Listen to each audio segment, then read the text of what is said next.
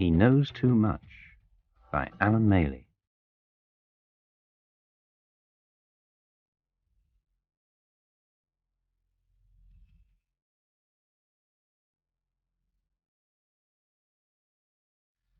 Chapter 1. Madras, 1986.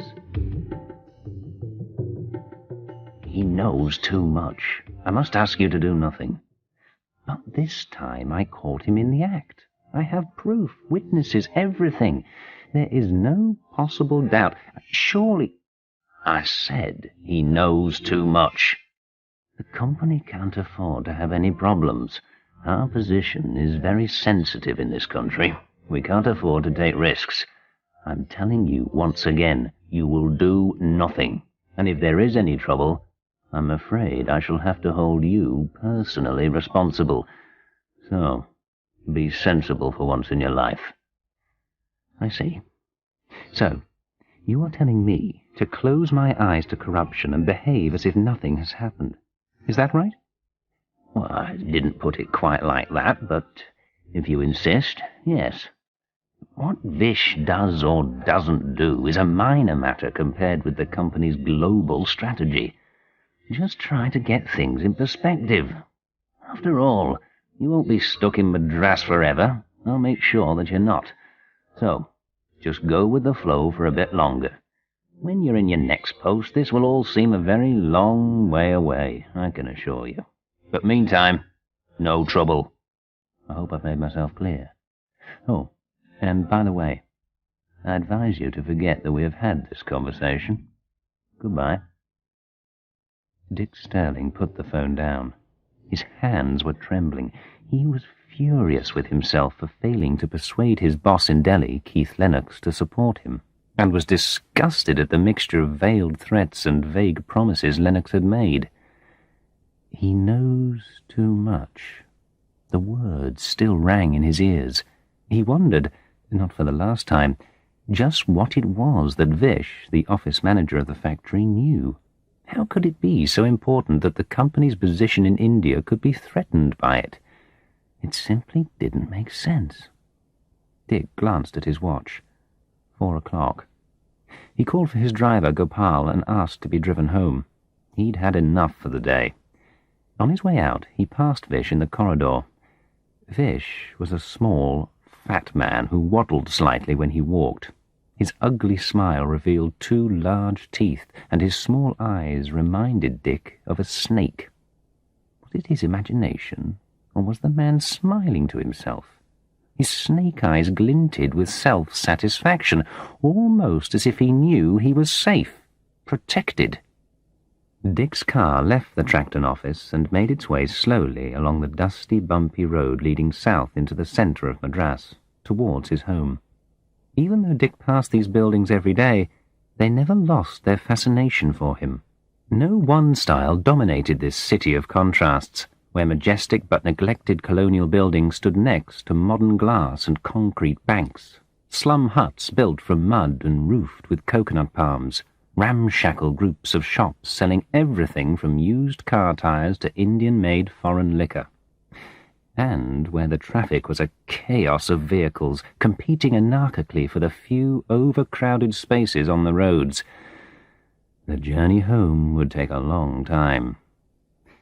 Dick sat gloomily in the back of the car, going over in his mind the events which had led up to the present crisis. How had he got himself into this impossible situation?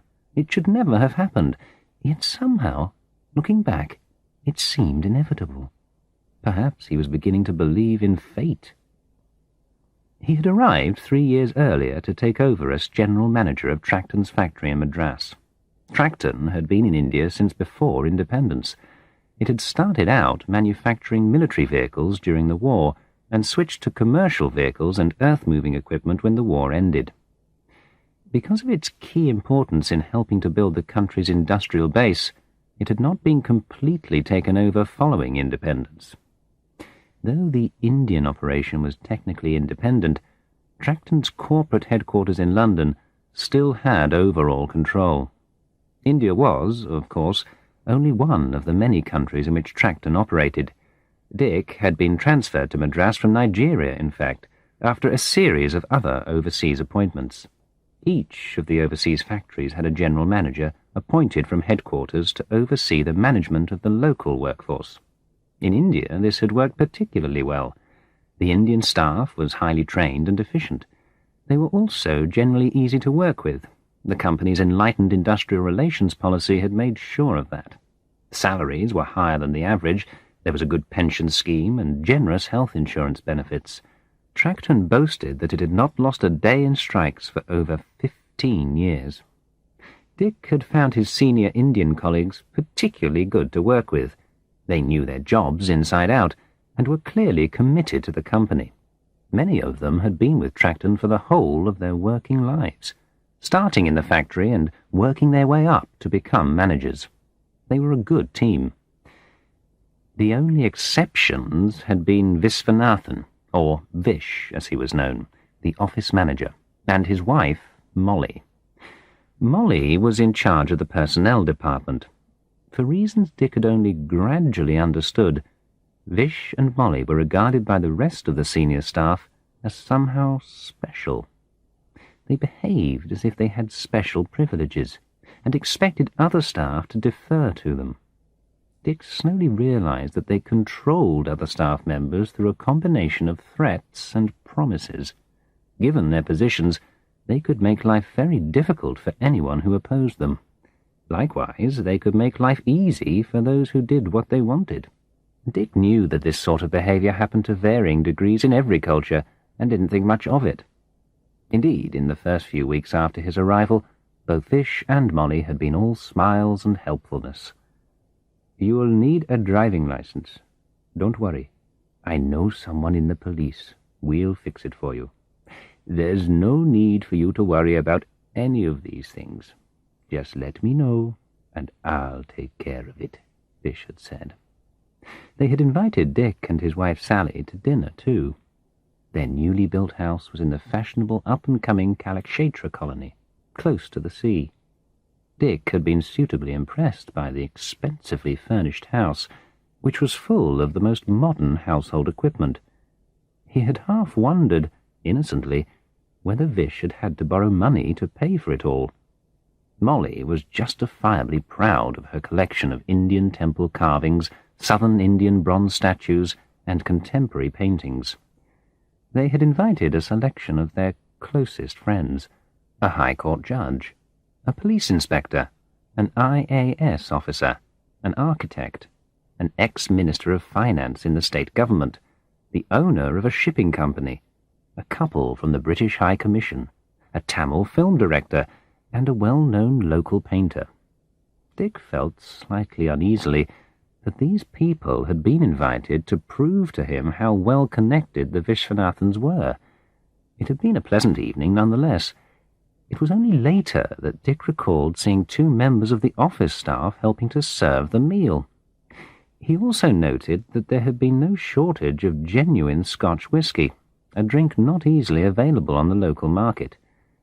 It was not long, however, before Dick began experiencing another side to the Vishwanathans. One morning, he had gone into Vish's office unexpectedly for an informal chat. He found his office manager stamping his feet with rage, screaming abuse at one of the junior drivers. Papers and files had been thrown on the floor. Dick asked Vish to follow him to his office. There he had suggested that perhaps less dramatic personnel management techniques should be used in future. Vish had not liked the criticism. His small, snake-like eyes had almost disappeared in the fat folds of his face. He had continued to clench and unclench his hands throughout the brief interview. Sweat ran in streams down his neck. He had left the office soon after the interview and remained away on sick leave for 2 more days. Soon afterwards, Molly went to see Dick about the promotion of a senior driver to a supervisor's position in the stores. She recommended the man's attitude and suitability for the job. Dick had therefore promoted the man. It was only several weeks later that Dick discovered that another, equally well-qualified staff member had also applied for the promotion. Unfortunately, his papers had been mislaid by the personnel department, and had never reached Dick. When Dick had questioned her about it, Molly had raised her eyes to the ceiling and sighed. "Oh, now you can see what I have to put up with, Dick," she cooed. "They're all so unreliable. The papers were under a pile of files on Shiv Kumar's desk. I've told him so many times. I really think we should consider transferring him. What do you think?" "I think you should deal with all applications in person from now on," Dick had gently suggested. "I suppose you're right, but my workload is already so heavy, and isn't it a good thing for us to train the juniors to take more responsibility?" She gazed at him, quite shamelessly with her liquid black eyes. She had more charm than her husband, and Dick could see that some people would think she was attractive. He realized, looking at her, that there was nothing much he could do, unless he wanted a major row.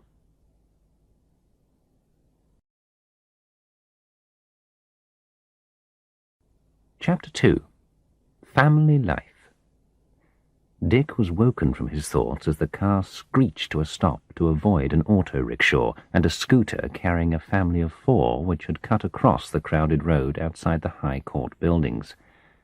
Dick's mind came back to the present. For anyone with strong nerves, travelling in India is a constant source of interest and surprise. His driver, Gopal, inched his way forward, successfully winning a few feet from a bus cutting in on one side and a water tanker on the other, each puffing out clouds of billowing black diesel fumes. The road widened as they passed Fort St. George. Gopal speeded up, and they were soon leaving the elegant but neglected university buildings behind. They drove the length of the marina, the sea on the left and a succession of historic buildings on the right. Even at this hour, a few people were strolling along the beach, taking the early evening air. Soon there would be crowds, all escaping the oven heat of the city for the cooling evening sea breeze. It was 5:30 before they reached the tree-lined shade of Boat Club Road and the calm of Dick's company house, set well back from the road in its own garden. The chowkidar opened the gate and the car slid gratefully into the cool shade of the porch.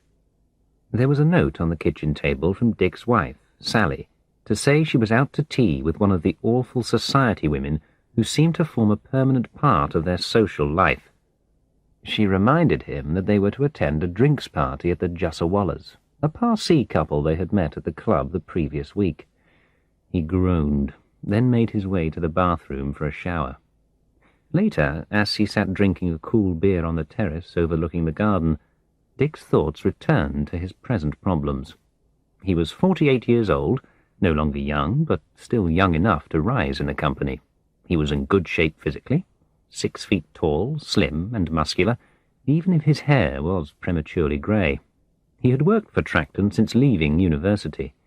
They had sent him to some pretty hard countries when he was young: Papua New Guinea, Ecuador, Iran, Saudi Arabia. He had always managed to do well, even in the most difficult conditions. And he had paid the price. His first wife, Sarah, had died of malaria in Papua New Guinea. At 24, he had found himself a widower and father of a baby daughter, Angie. She was grown up now, but he still recalled the desperation of those weeks and months following Sarah's death. For a time he had gone to pieces, drinking heavily and moving from one unsuitable woman to another. It was only when he returned briefly to London between jobs that he met Sally. They had both been invited to a drinks party at the Ecuadorian embassy. He was to leave for Quito a month later. She was working as a secretary at the Foreign Office. On the surface, they had nothing in common. She was from an upper-class family with a townhouse in Knightsbridge and a place in the country near Bath. She had no need to work, but her father, an ex-ambassador himself, had arranged for her to work at the Foreign Office, partly at least in the hope that she would find someone suitable to marry. Instead, she fell hopelessly in love with Dick, a man without money, with a dubious reputation, and with a baby daughter to bring up into the bargain. It would have been difficult to find anyone less suitable. But when they woke together the next morning in Dick's Bayswater flat, it seemed the most natural thing in the world. Sally's family had disapproved of their relationship, but she left for Quito with Dick after a brief and quiet civil marriage in Kensington Registry Office. No one from Sally's family had attended. Their life together had been a great success, though not without its ups and downs. Sally had been a wonderful mother to Angie, and they had had Simon a year after their marriage. They still enjoyed each other's company, even if they were very much absorbed in their own concerns. Dick with Tracton, Sally with raising funds for a children's charity she was involved with. There were many days when they scarcely saw each other. Dick thought about Vish again. He had long suspected that the man was dishonest, but he had never been able to prove it before. Dick's suspicions centred on the way the company awarded contracts for various kinds of building and maintenance work. It seemed to Dick that the costs for this kind of work were higher than they should be. Contracts also seemed to be always awarded to the same few companies, many of them owned by personal friends of Vish. He suspected that Vish was taking a percentage from the contractors in exchange for giving them the contract. But for a long time Dick had never been able to prove this. When questioned, Vish had always had very clever reasons for selecting one contractor rather than another, cheaper one. It was only when the building contractor Harrodus Enterprises came directly to Dick to complain they had not been awarded a contract for building Tracton's new factory at Hosur that Dick had found real evidence. Harrodus Enterprises had complained that the 20% they had formerly paid to Vish had been increased to 25%. When they had refused to pay, Vish had given the contract to another company, Naveen Construction, who had obviously agreed to pay him the higher rate. Harrodus had provided Dick with all the evidence he needed about previous contracts. Dick understood that, in different cultures, people did different favours for each other. Sometimes it was called corruption, sometimes it wasn't. Dick wanted to be careful in judging Vish. It was the contract for the factory in Hosur, which was really big money, that convinced Dick that Vish was really corrupt. It was for a project which was worth many crores of rupees and would last at least 3 years. If Vish was getting 25% of the total cost, he was going to make a lot of money out of this. At last, Dick had something really big to charge Vish with, and hard evidence too. So, earlier that day, he had called Vish and presented him with the evidence. It had been a stormy meeting. Vish had clearly never been challenged in this way before. He had sweated, he had shouted, he had protested his innocence, he had threatened. It was after this meeting that Dick had phoned his boss, the director of Tracton, Keith Lennox. His thoughts were interrupted by Sally's arrival. "Hello, darling," she said as she bent to kiss him on the cheek. "How was your day?" "Terrible. I don't want to talk about it now. I confronted Vish this morning and then had a row on the phone with Keith Lennox about it. I just can't understand Keith's attitude." "Don't you think you're getting a bit obsessed with the Vishwanathans, darling?" said Sally. "After all, you are the boss. Surely, if you have proof of whatever it is, all you have to do is sack them." "If only life was that simple," sighed Dick with an air of tiredness. "Who are we going to this evening?" "Come on, don't pretend you've forgotten them. They're that nice couple we met at the club last week." Sally seemed genuinely upset that he hadn't remembered. "He owns a shipping company. You should be interested in that at least. Anyway, do try to stay awake this time." Dick went up to the bedroom half an hour later to find Sally coming out of the shower. He dried her with one of their biggest bath towels. They kissed, and one thing led to another, so that they arrived an hour late for the party, though no one seemed to notice. The rest of the evening was spent in dull and empty conversations. They returned at midnight, and Dick immediately fell into a dreamless sleep.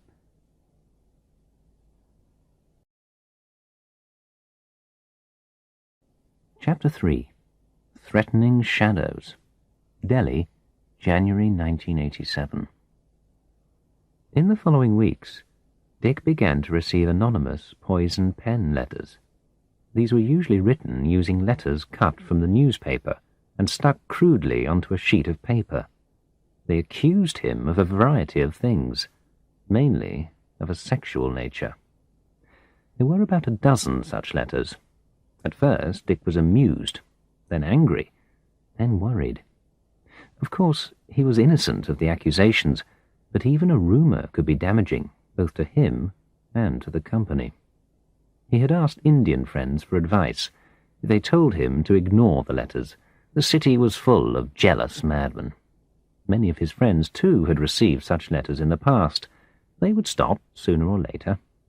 They did indeed stop, a month or so later. But he continued to feel uneasy.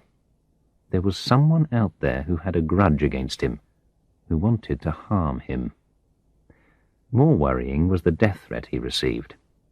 Someone telephoned the factory to say that he would be dead within a week. The call was anonymous. It had been repeated 3 times. Dick then received an anonymous letter containing the same message. For some time he could not think straight. It felt like a bad dream. A British consular official in Bombay had been shot in his car a few weeks earlier. But Dick wondered why any terrorist organization would want to kill him. When he reported the death threat to the police, they did not take it very seriously. They gave him a retired police officer as a bodyguard for a time and advised him to be careful. In fact, no one tried to kill him. Things gradually returned to normal, but it was an unnerving experience. In the meantime, Dick kept Vish under tight control. First of all, he made sure that Vish was kept out of any business connected with the Hosur factory construction project. Dick himself took direct charge of the project and checked every detail of the contracts. He cancelled the contract with Naveen Construction and renegotiated a new contract with a company Vish had no connections with. And now that he knew for certain that Vish was dishonest, Dick systematically checked on Vish's other activities. Perhaps Lennox might change his mind if there was sufficient evidence against Vish. Once they realized that Dick was determined to investigate Vish, some of the other senior staff quietly gave him information and hints about where to look. Dick soon discovered that Vish routinely used company drivers and company cars, and factory workers to carry out work on his own house, to run errands and to act as waiters at the many parties he gave.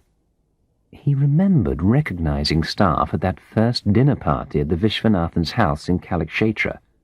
Dick held another stormy disciplinary meeting with Vish, at which he gave him a formal letter warning him not to exploit staff outside working hours. Dick then looked into the procedures for disposing of office equipment, such as air conditioners, typewriters, and office furniture.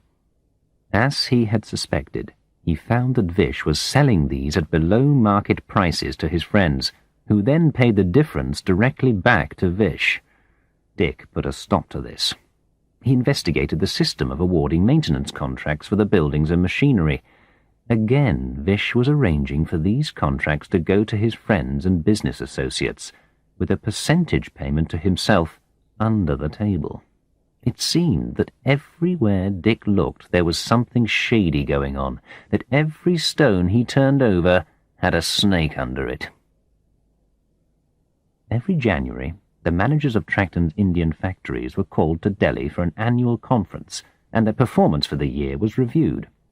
As he did every year, Dick flew up from Madras to Delhi the day before the conference began. He arrived in the early evening. There was a wintry haze over Delhi, partly caused by traffic pollution and partly by the many fires on street corners. Men wrapped in blankets and shawls huddled around these fires as his car passed. On one intersection, near Claridge's Hotel, a group of bedraggled red-uniformed bandsmen waited to be hired for a wedding. A sad-looking white horse snuffled the dust in search of grass to eat, while its owners prayed for a bridegroom to ride it. He was staying, as usual, at the Imperial Hotel on Jampat, splendidly unchanged by modern fashions. He was welcomed there in style.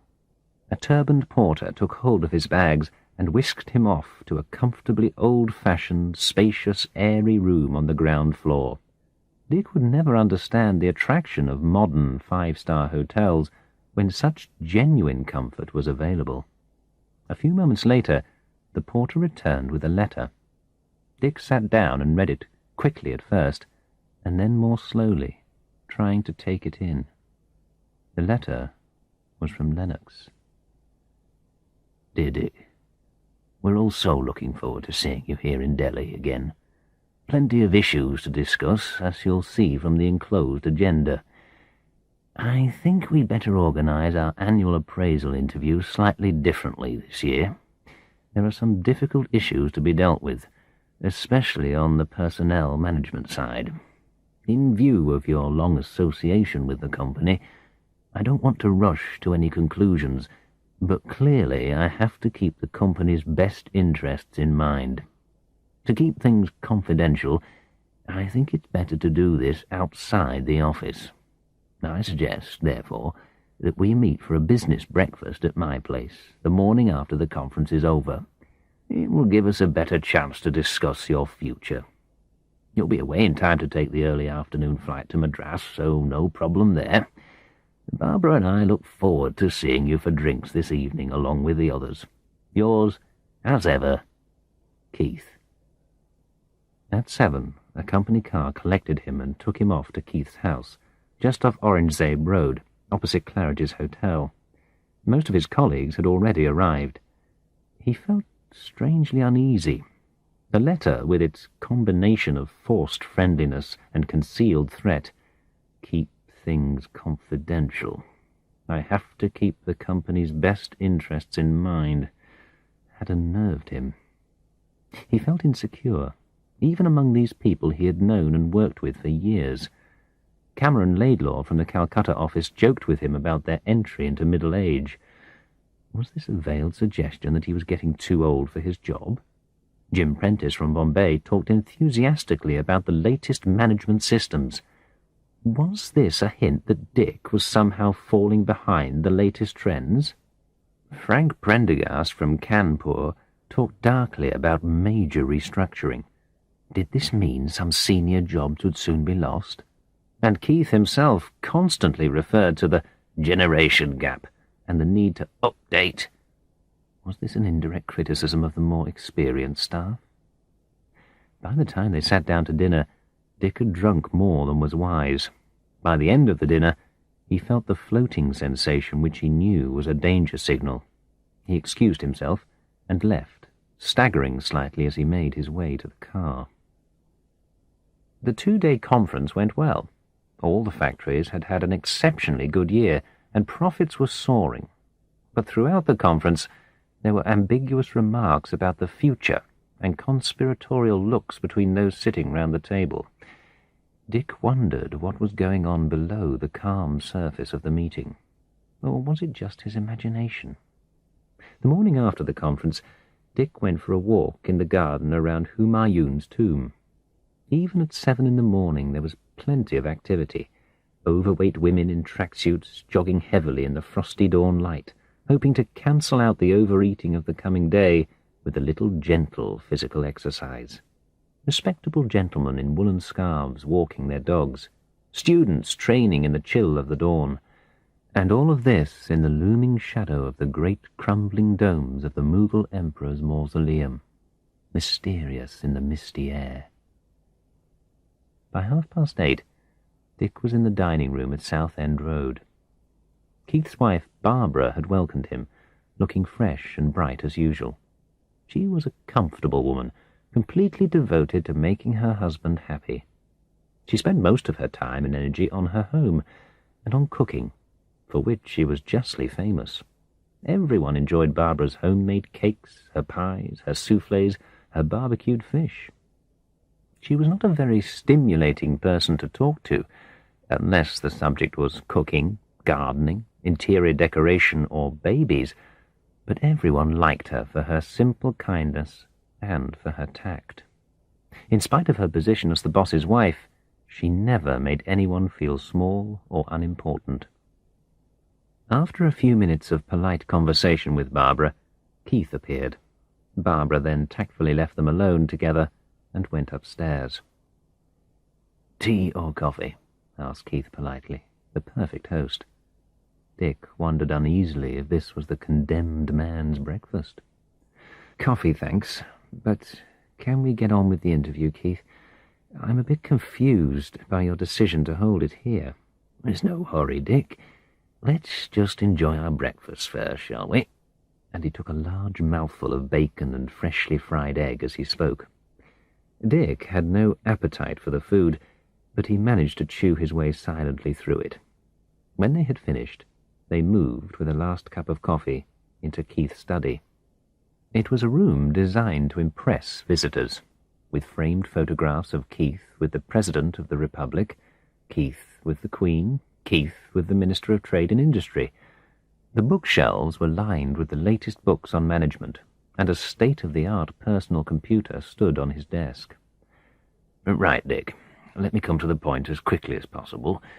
The company is doing well, but to keep ahead of the competition, we have to bring in new people and make sure that we are absolutely top quality on the management side." "Of course," Dick replied. "But surely last year's results show that we have been doing just that." "Well, up to a point you're right, of course," said Keith, with a slightly embarrassed smile. "But we mustn't forget the personnel management side." "What do you mean by that?" asked Dick warily. "Well, the thing is, I've been getting rather a lot of complaints about the way things are going in the Madras factory. Experienced local staff underappreciated, that sort of thing. Problems with the new factory project in Hosur. Friction with the senior management. You know, people feeling they are undervalued." "No, I don't know," said Dick, feeling his anger rising. "In fact, it's simply not true." "Well, opinions obviously differ on that, as far as I can tell. I've also had to warn you about not doing anything to endanger the company's position in India, if you remember," Keith continued. Dick had to forcibly stop himself from making an angry response. "What I've called you here to consider, Dick, is the possibility of you taking early retirement. As you know, the company makes very generous retirement arrangements for senior staff. My own feeling is that you need a change. To be absolutely frank, you haven't taken advantage of all the management training schemes we've offered you either. You've done pretty well everywhere you've been for the company. But times are changing, Dick. You can't go on in the old style forever. You can't simply rely on your past achievements. We have to look to the future. I really do think you should give this offer your serious consideration." He paused for effect. "It might not come again." Dick felt the scarcely concealed threat in those words. "I'll certainly consider it," Dick said grimly, "but I can't guarantee I'll accept. I'll need to talk to Sally anyway. But I just don't understand why you should be pushing me to take retirement when the Madras results are the best of all our factories in India." "Well, as your manager, you must understand that I have to look at the wider picture. I can't really say more, Dick. I hope you understand what I'm telling you." It was 10 before Dick left, feeling betrayed and shaken by the interview. They had wrestled verbally over everything, but Keith had refused to change his position. Dick felt that Keith had not told him honestly what the problem was, but the sinister reference to Keith's earlier warning about Vish was worrying. He continued to go over the interview in his mind for the rest of the day, and for long after it. Despite Keith's assurances, Dick's flight to Madras was delayed by the notorious winter fog in Delhi. It was past midnight when he eventually arrived in Madras.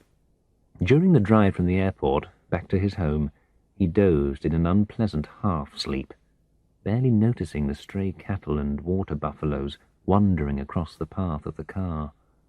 When he arrived home, Sally had already gone to bed. He went to his study and poured himself a large glass of whiskey. There were letters for him on his desk. He tore open a large envelope with the company logo on it marked Personal, in confidence. It contained details of the early retirement scheme. But this was clearly not an offer. It was an order. He had no choice. Obviously, all the decisions had already been taken before his interview with Lennox. The envelope also contained the copy of a letter to Jim Mann, appointing Jim to the Madras factory to take over Dick's job in 1 month's time.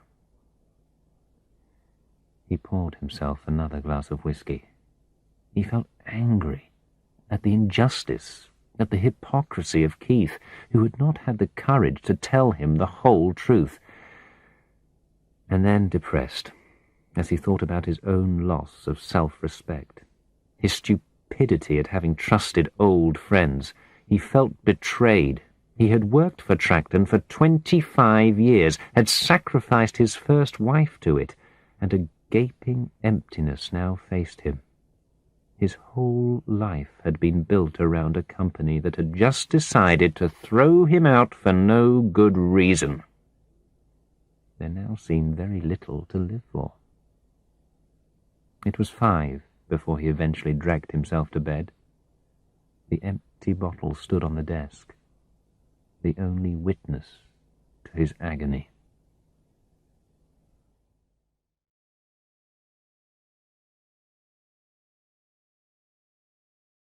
Chapter 4. Break Up and Breakdown. November 1989.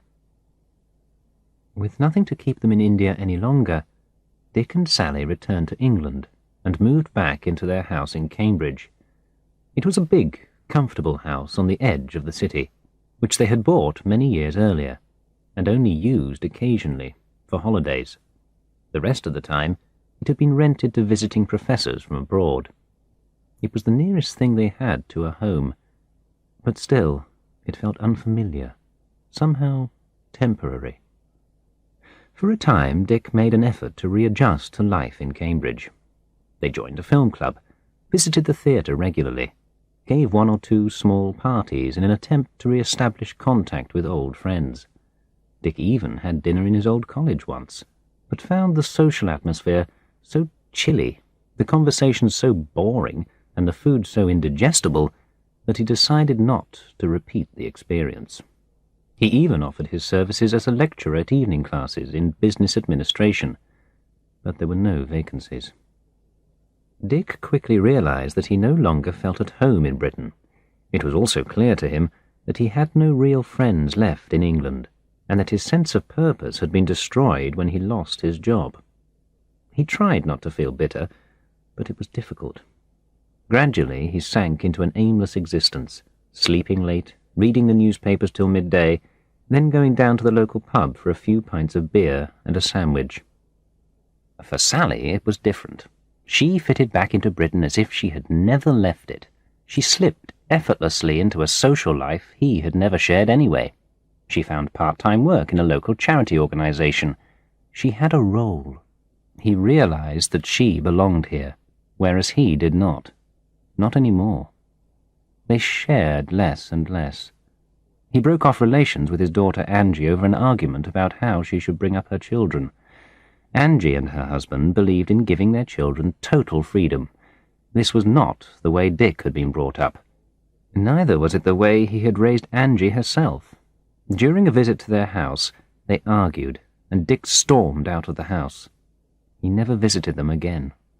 He also argued with his son, Simon, about his wife, Melanie. Dick could not stand Melanie, and insulted her in front of Simon.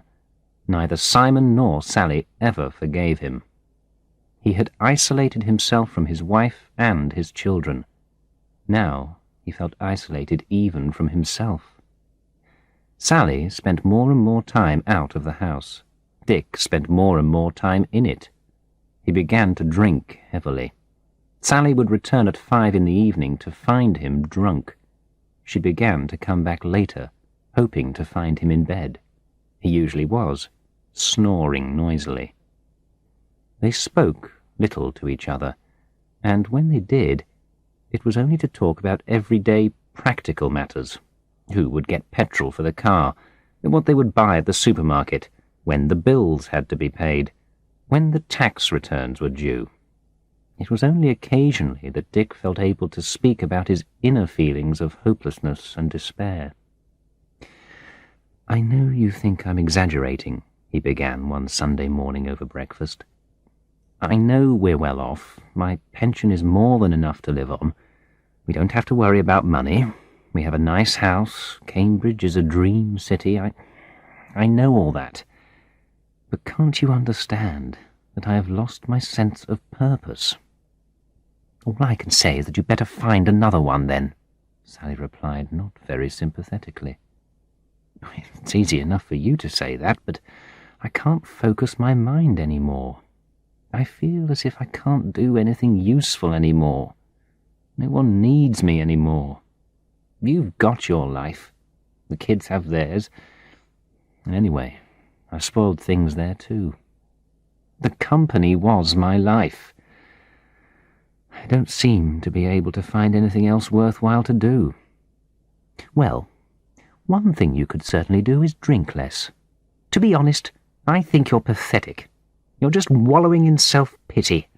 Just think of all the other managers and executives who've lost their jobs and been thrown out on the street, with mortgages to pay and their kids to bring up, and with no compensation at all. For Christ's sake, Dick, stop feeling so sorry for yourself. Pull yourself together and find something to occupy your mind." This conversation was repeated, with variations at intervals over the next few months. In July they went on holiday to Spain, but it was ruined by Dick's drunken behaviour and Sally's frozen silences. It was a depressing experience for both of them. The night after their return, their simmering rage against each other broke through the surface. Dick was opening a bottle of wine when it slipped from his hands and smashed on the kitchen floor. Their tension splintered along with the bottle. "You bloody drunk!" screamed Sally. "Can't you even open a bottle now? I don't think I can stand this any more. You fall into bed stinking of drink. You can't behave politely with anyone. Your children can't stand you. And you lie around feeling sorry for yourself from morning till night. What are you, for God's sake? You make me sick. Sick, sick, sick. I'm going to bed. You can do what you like, you pathetic bastard, but don't wake me up with your moaning." Dick smashed his glass against the wall, took the car keys and drove into town. After a few desperate drinks and dinner in the riverside restaurant, he began to feel that things were not so bad after all. Sally had exploded before. It was true that he was drinking a bit too much. He decided to cut down on drinking. Perhaps he should join a health club. Things could be put right between them. Sally was a good woman. She would understand him better if he made an effort.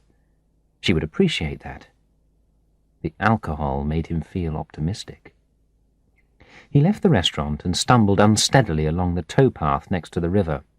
He recalled the days when he had walked here as an undergraduate. Who could have predicted what his life would become? He stood swaying for a moment on the riverbank. A plane was passing over high in the sky overhead. He raised his head to look at it, lost his balance, slipped, and tumbled into the river. A group of Japanese tourists pulled him out of the water. In fact, he had fallen in at a place where the water was only 1/2 a metre deep, but very muddy. He could not find his car keys. No taxi would agree to drive him home, so he had to stagger the mile or so back home on foot, his wet, muddy clothes sticking uncomfortably to his skin. On arrival, he discovered that he had lost his house key too.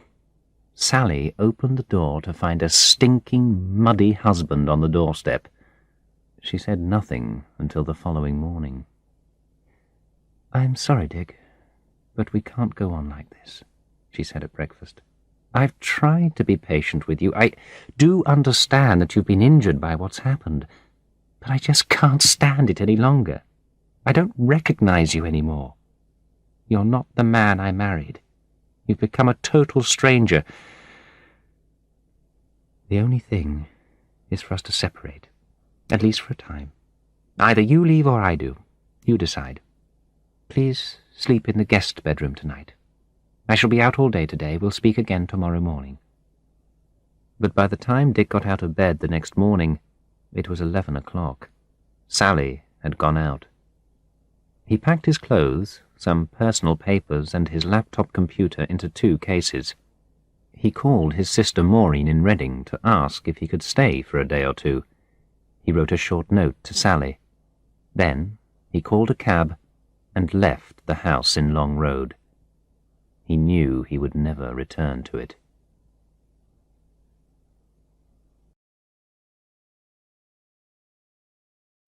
Chapter 5. Down at Hove. The grey waves sucked at the stony beach. The horizon was a misty blur. Dick walked along the seafront into a stiff, cold wind.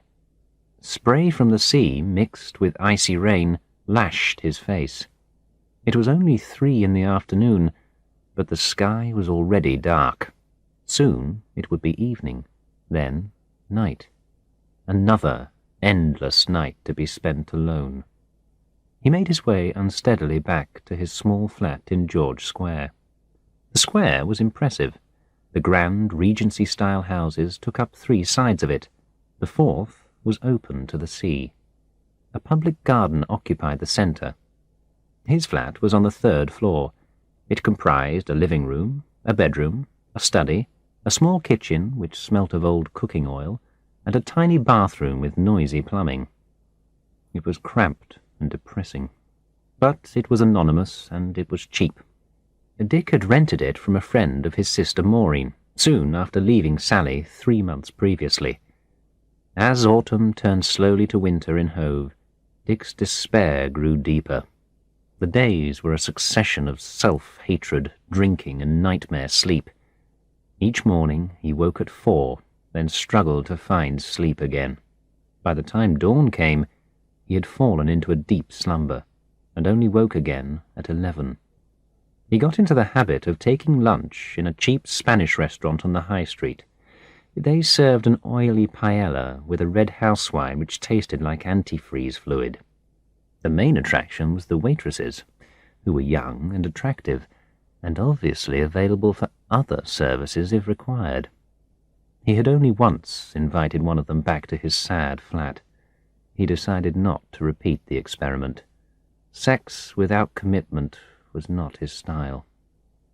After lunch, he would take his walk along the seafront, gloomy in its winter mood. The sea was always grey or brown, almost always rough and threatening. The sad hotels and boarding houses sulked in the winter light.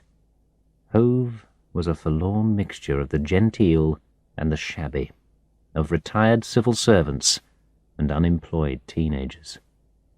In the afternoons he tried to write.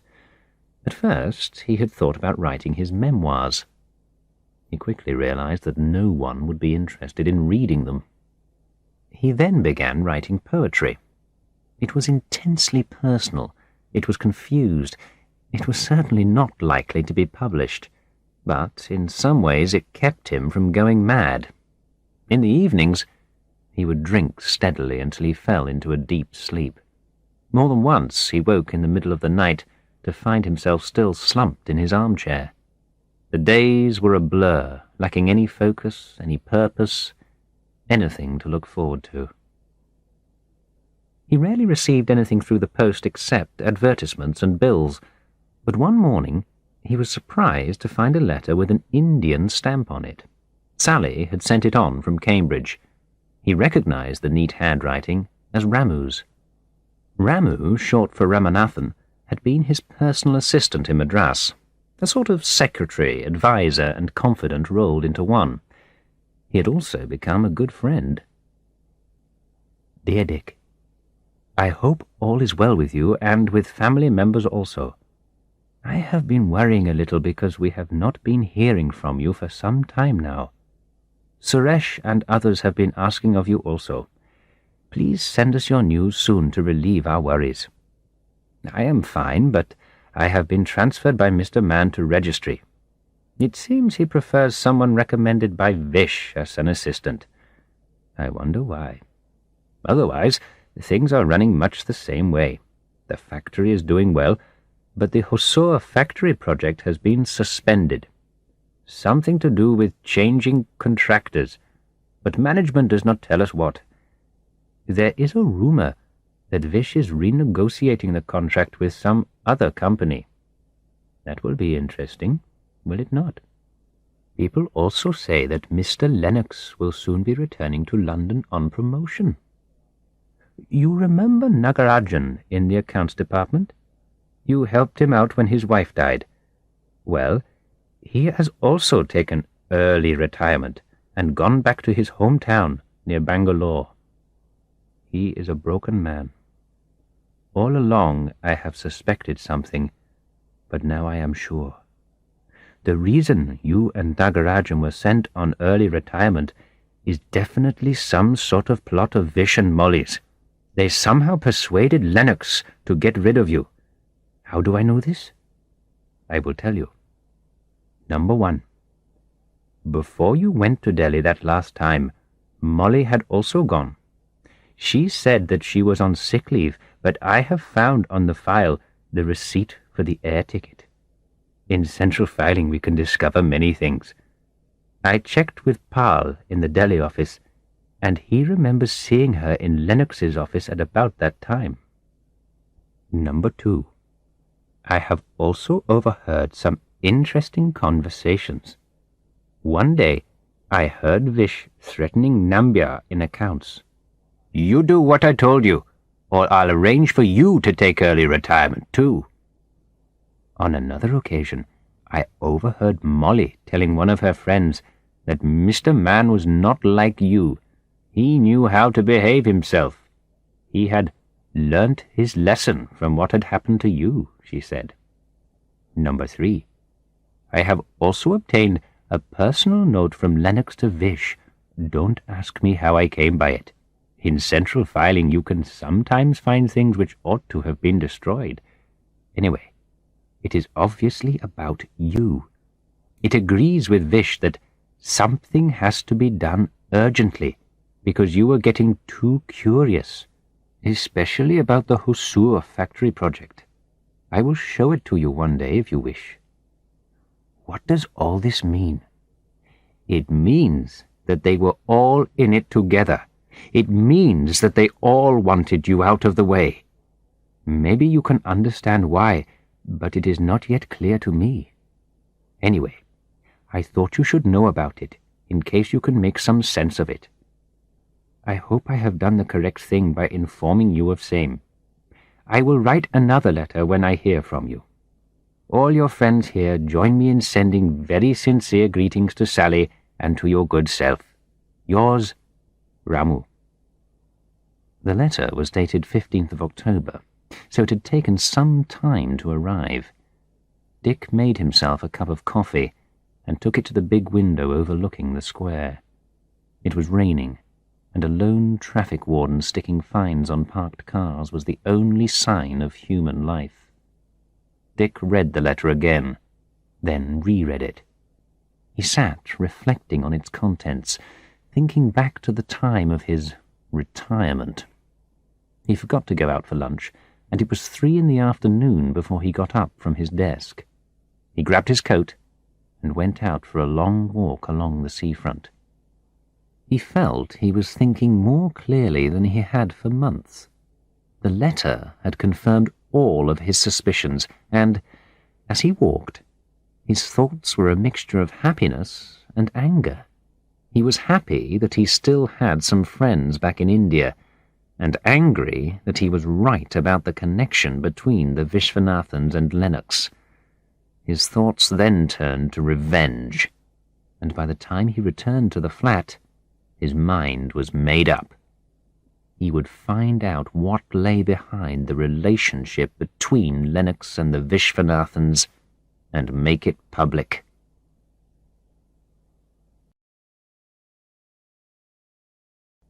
Chapter 6. Return to Madras. By the beginning of December 1989, Dick had made arrangements to return to Madras. He would be leaving on the 15th of December. Ramu had reserved a room for him at the Madras Club. Since receiving Ramu's letter, Dick had become more like his old self. He was taking regular exercise and had almost stopped drinking. He felt a new sense of energy. He had a purpose again, and now he was returning to a place he loved and where he felt at home. He had also reached some decisions about his life. On the evening before he left, he called Sally to tell her that he had seen a lawyer about their divorce. The conversation was civilized and polite, but distant. Both of them knew that their relationship was over forever, but neither could quite believe it. He explained the financial arrangements he had made and told her he would be away in India for a month or two. She did not ask him why he was going. As he put the telephone down, he felt that a chapter of his life had ended, quickly followed by excitement at the prospect of a new start. It was early morning as the plane circled over St. Thomas's Mount and landed with a nasty bump on the runway at Madras. 2 hours later, Dick finally cleared immigration, collected his case from the squeaking baggage conveyor belt, and made his way through customs, unchallenged by the fierce-looking uniformed officers. Outside, the sun was up, and as he passed from the air-conditioned cool of the baggage hall into the sunlight, he was met by a wave of steamy heat, pungent with the first smell of India, a mixture of spices and diesel fumes. Ramu had arranged a car to meet him. Fighting his way through the crowd of beggars and boys trying to grab his suitcase from him, Dick climbed into the back of the battered old ambassador. The driver was a thin little man, with skin the colour of coal dust, who said nothing, but who wove his way skilfully in and out of the chaos of the morning rush hour to the calm of the Madras Club. Dick was pleased to find a note from Paul Fernando, the Anglo-Indian manager of the club, inviting him for an evening pre-dinner drink. Courtesy was not yet dead, at least not in southern India. His room, in the guest wing, was spacious, with a high ceiling, a large ceiling fan which swooped through the sticky air, slicing it into cooler segments, a bed fitted with a mosquito net, and an antique writing desk. The bathroom was almost as large as the bedroom, old-fashioned, but with a shower which worked. The rooms had all the luxury of simplicity. After a lengthy shower, he called room service for a cold beer and sat with it on the balcony looking towards the Adyar River. There were magnificent tamarinds and rain trees, umbrellas of shade for the green parakeets, doves and miners. The club was an 18th-century building, formerly the residence of the Anglican Bishop of Madras. It was a splendid white building, with a dome and large columns at the entrance. It overlooked the Adyar River, which was an impressive view, provided it was seen from a distance. Seen closer up, it was a sluggish channel of evil-smelling, black, polluted water. An ecological disaster. After lunch, he called some of his closer friends, in particular Ramu and Suresh. They agreed to meet at the Raintree restaurant in the Connemara Hotel the following evening. The Connemara was one of the oldest hotels in the city. The Raintree restaurant was tucked away in a garden area at the rear of the main hotel. It served Chettiar food, spicy but sophisticated, a complex range of flavors which exploded in the mouth one after the other. Ramu and Suresh were waiting for him in the lobby. When they reached the table, he found Lalita and Nirupama too. A nice surprise. Conversation, most of it about the most recent gossip and scandal, got underway immediately. Noshir Batliwala had been discovered in the bed of the American Consul General's wife. Nikki Patel was having a homosexual affair with the son of a state minister. The daughter of a leading doctor had run off, temporarily, with a press photographer. There was no lack of material. Over coffee, conversation turned to the Vishwanathans. They went back over the long history of their misdeeds, how Vish had been involved in a bank fraud case way back in 1970, and how Keith Lennox had given evidence for him in court, and how Vish had been let off, how he had organized alcohol smuggling in the early 1980s, before Dick had arrived, how he had repeatedly cheated the company over the resale of air conditioners and other surplus equipment, how the Vishwanathans had regularly exploited junior staff, using them as unpaid personal servants at their home, how they had arranged a system of under-the-table payments for the award of contracts.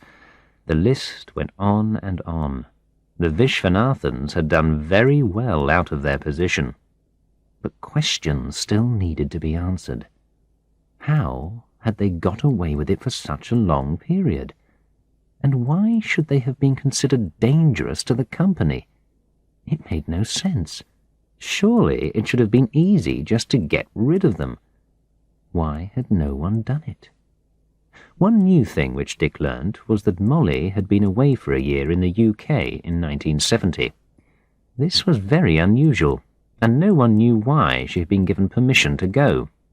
Immediately after her return, she and Vish had announced the date of their marriage.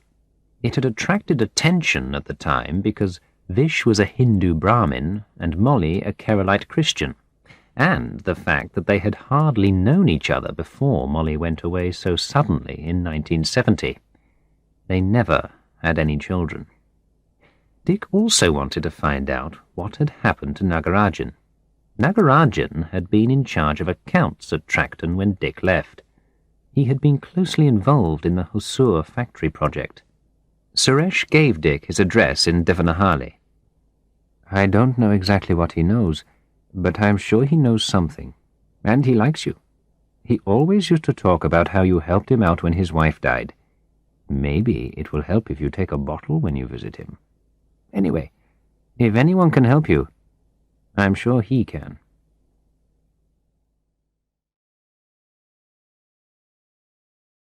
Chapter 7.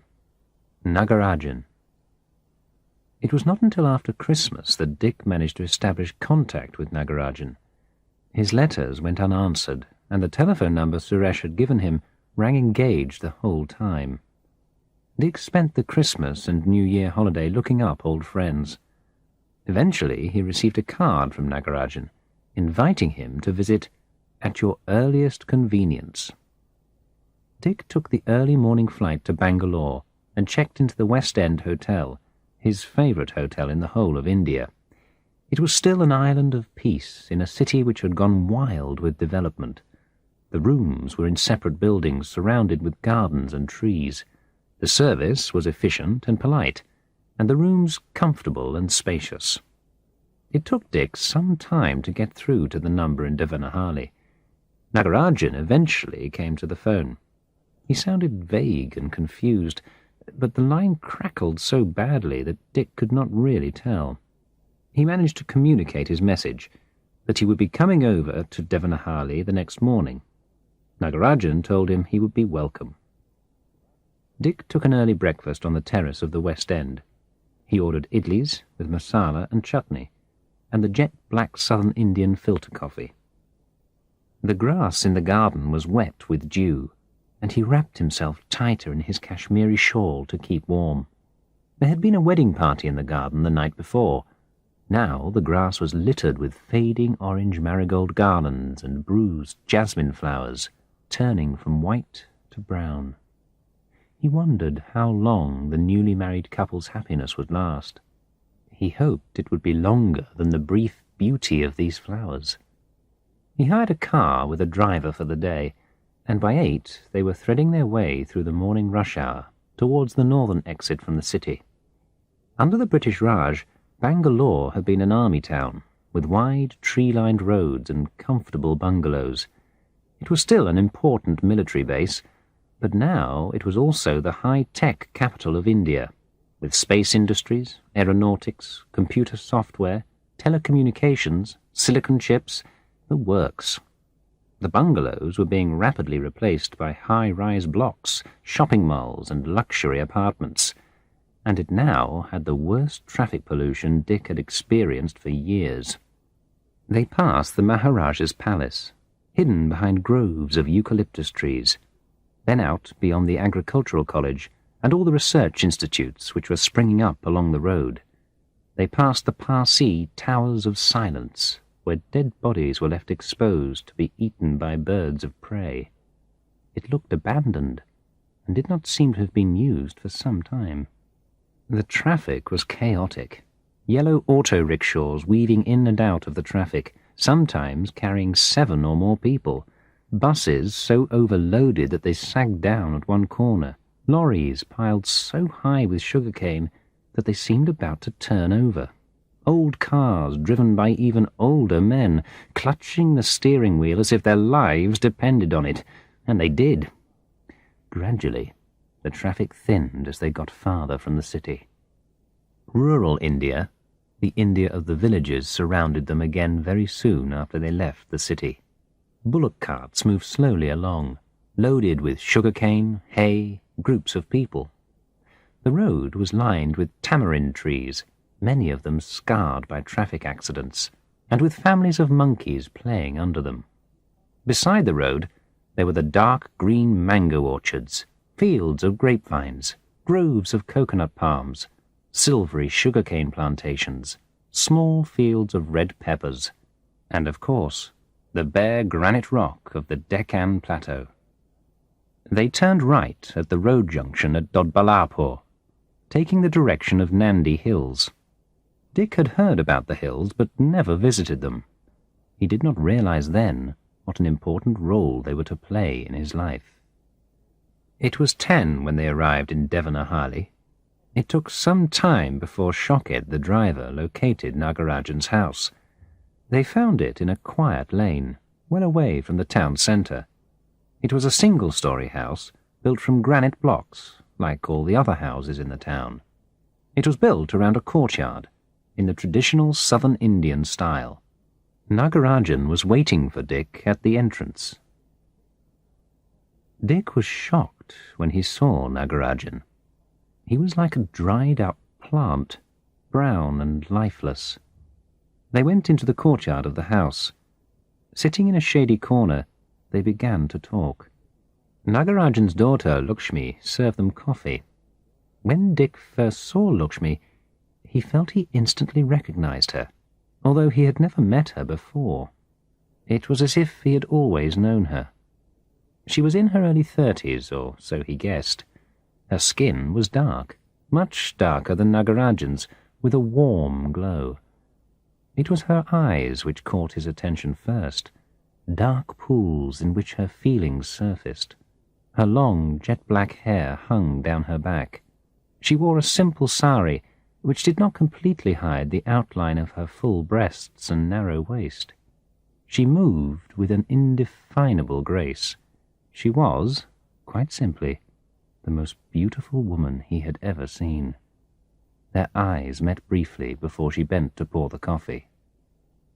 While Lakshmi busied herself with preparing lunch, Nagarajan told Dick that she was a widow.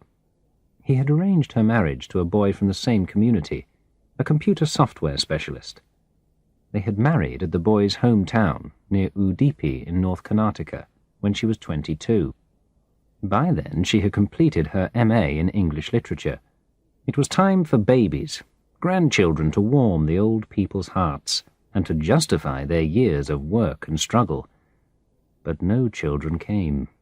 And, 5 years later, Girijan, her husband, had died in a motorcycle accident.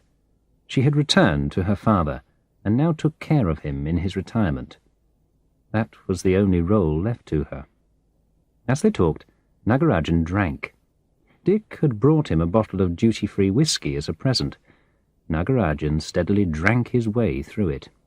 He had always been a heavy cigarette smoker, but now he smoked beedies, thin hand-rolled black tobacco sticks, which gave off an acrid smoke and choked anyone who inhaled it. The room was soon filled with smoke. "The horse races begin again soon," he said, coughing his dry smoker's cough. "I've got some good tips for winners this season. I could certainly use some extra money. The company pension is miserable. Look at this place." He gestured around him at the room they sat in, with its cement floor and bare stone walls. "I always knew there was something funny with that bitch Molly," he said, abruptly changing the subject. "It was her who got me sacked, you know. Her and her bastard of a husband. They didn't like the questions I was asking about the Hussar factory contract. Somehow they got to Lennox with stories about me. Unreliable, dishonest. Me, dishonest, interfering, inefficient and all that. So, one morning, not long after you'd gone, I got this letter. I'd been given early retirement, just like you. Only I got the minimum payment. There was nothing I could do about it. I wrote letters to Delhi, but never got a proper answer. What the hell was going on there, Dick?" "I'd hoped you might tell me," said Dick. "How is it that the Vishwanathans always seem to have so much power?" "Well, I don't know for sure, Dick," said Nagarajan, becoming more and more informal as the whiskey took its effect. He had never before called Dick by his first name. "But you know that they all knew each other in the old days, don't you? Madras was Lennox's first post with the company. I remember because I'd only just joined as a typist. Vish was a typist, like me, and Molly was a telephone operator. That Molly was quite a girl in those days. She knew how to enjoy herself all right. Plenty of rumors about her, I can tell you. I think old Ned Outram, he was in the factory at the time as chief engineer. I think old Ned fancied her. They went out together, I think, for a while. I'm pretty sure it was Ned. I don't know. It's all mixed up in my mind now. Lennox was around too, without his wife to start with. She only came out to join him later. It was all such a long time ago. It wasn't long after that she went off to the UK on special leave. Molly, I mean. That caused some gossip, I can tell you. She told everyone she was going to look after her sick uncle in Birmingham. No one believed that, though. Some people even said she'd gone to have an abortion in secret. Well, I don't know about that, but I know she didn't waste any time in marrying Vish when she got back. And they never had any children. I always wondered about that. Of course, Lennox had gone to Egypt by then, on promotion. I always thought he was a crafty bastard, that one. Was it Ned? I don't know. Well, have another drink, Dick. "Doesn't anyone know what she really did when she was in the UK?" asked Dick. "Surely someone must know." Maybe Percy Hancock might know if he's still alive. He was in charge in Delhi at that time. He must have approved the leave. I always thought they were perfectly suited to each other. Molly and Vish, I mean. Both as evil as each other. I hate their guts. I just hope they get their punishment one day. Have another drink." Nagarajan's confused conversation was interrupted when Lakshmi brought them lunch. It was simple vegetarian food, rice, dal, and vegetable masala, with chapatis, but the aroma was delicious. Lakshmi, in traditional Indian style, did not eat with them. She would eat later. Dick ate hungrily, but Nagarajan only picked at his food while continuing to smoke yet another beedi. As soon as the meal was over, Nagarajan excused himself and tottered unsteadily across the courtyard to his room for an afternoon's sleep, leaving Dick alone at the table. It was some time before Lakshmi returned to clear the dishes. She said nothing and went about her work with her eyes lowered, not looking at Dick. As she was about to leave the room, Dick asked her, "How is your father? What has happened to him?" "As you can see," she said. "He has lost hope in life. It has happened since he retired. My mother died the same year. He has not forgiven himself, though he was not to blame. Now he drinks quite a bit. It helps him remember the good times. He often speaks of you. He has never forgotten what you did to help when my mother was so ill, before all this happened." She spoke softly, but in a dark, warm voice that sent a tremor through Dick. He did not want her to leave the room. "How long have you been with him here?" "Just over a year now, since my husband was killed. Your father told me. I'm so sorry. It must be very difficult for you." She raised her eyes to look straight at him. There were no tears, but they seemed full of hidden suffering. "It was an arranged marriage. We never... How can I explain? What has happened has happened. It cannot be changed. Many people are less fortunate than me. But don't you get lonely here with only your father for company?" "I am not lonely. It is not hard work to look after my father. As you can see, he eats little. He is often out of the house. I have time to think and to read. I read a lot. Books are good company. In any case, they are what I have." He was about to ask another question, anything to keep her with him for a few more minutes, when she suddenly changed the subject. "You must be feeling tired after your journey. I will show you the guest room. You can take a sleep too. My father will not wake until tea time." Their eyes met briefly before she led him across the courtyard to the room next to her father's. "Enjoy your rest. I will call you at tea time."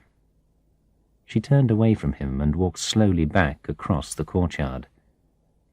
He lay on the bed. His thoughts were confused. Molly and her mysterious year in Britain. Nagarajan's dead existence in this small town. His own sudden fascination for Lakshmi. The thoughts came and went, moved in and out of focus. If only, he thought. He was woken by a gentle knocking and Lakshmi's voice. "If you are ready, I am serving tea to my father in 5 minutes." Tea was an uncomfortable experience. Nagarajan's mood seemed to be heavy without alcohol to lighten it. The whiskey bottle now stood empty on the table. He still seemed half asleep.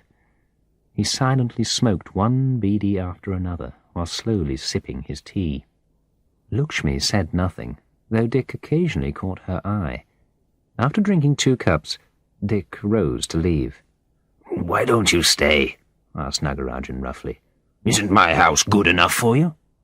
Lakshmi opened her mouth to speak, but he silenced her with a look. "Anyway, I thought you would stay for 1 or 2 days. There's no one to talk to here except fools." He seemed unaware of the insult to his own daughter, but no doubt she did not qualify as someone fit to have a conversation with.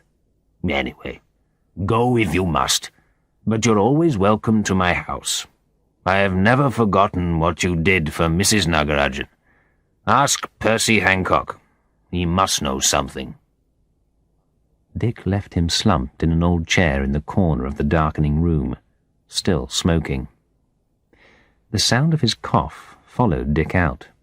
Lakshmi accompanied him to the door leading to the street. His car was waiting. They stood for a moment before he got in. "Please excuse my father for his rudeness. He doesn't mean it. It's the way he is now. It's not always easy to..." Her voice trembled as she looked down. He saw the tears filling her eyes. "There's nothing to excuse," said Dick. "I've had a good day and you've been very hospitable. I think I shall take your father up on his offer to come again." "I hope you will." Her voice was steady again, and she smiled. As the car drove off, he looked back. She was still standing in the street. She did not wave. Behind her, rising above the town, He saw the dark shape of the Nandi Hills in the gathering dusk.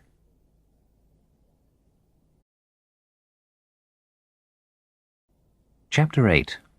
Cambridge, February 1990. Hello, old chap. Do come in. Have a seat. How about a glass of sherry? Or would you prefer something stronger? Dry or sweet? Dry, fine. Me too. Nothing like a glass of old Fino, is there? Good for the soul, I always say. My goodness, though. Long time no see, isn't it?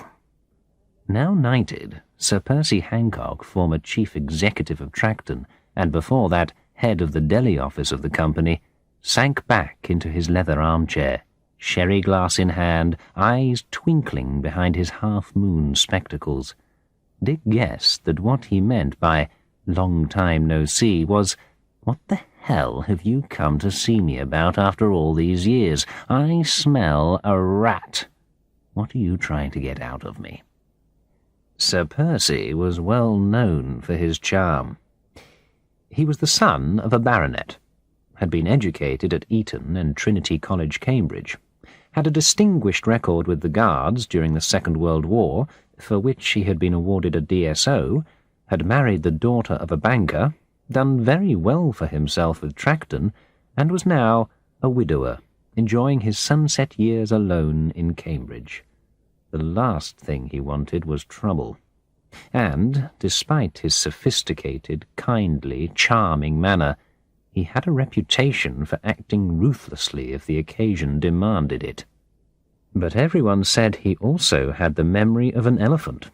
That was the key issue for Dick. Would he remember what had gone on in Madras over 20 years earlier? And, even if he did, would he tell Dick what he knew? Dick had telephoned him, simply saying he would like to see him on a brief visit to Cambridge while carrying out some research. Sir Percy had invited him to lunch. He could hardly have done less for a former colleague.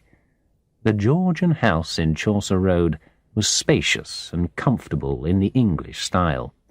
There was no sign of modern interior design. The furniture was comfortable rather than stylish.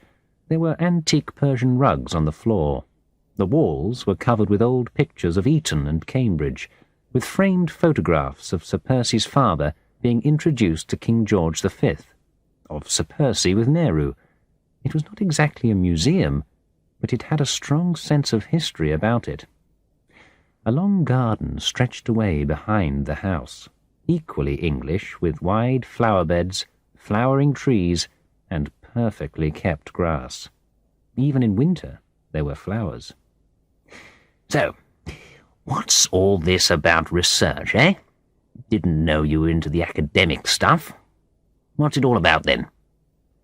There was a suspicious edge to his voice, but he continued to smile. Well, it's just that I have plenty of time on my hands now, so I've been thinking of writing a book. I thought I could do a sort of study of economic development in India.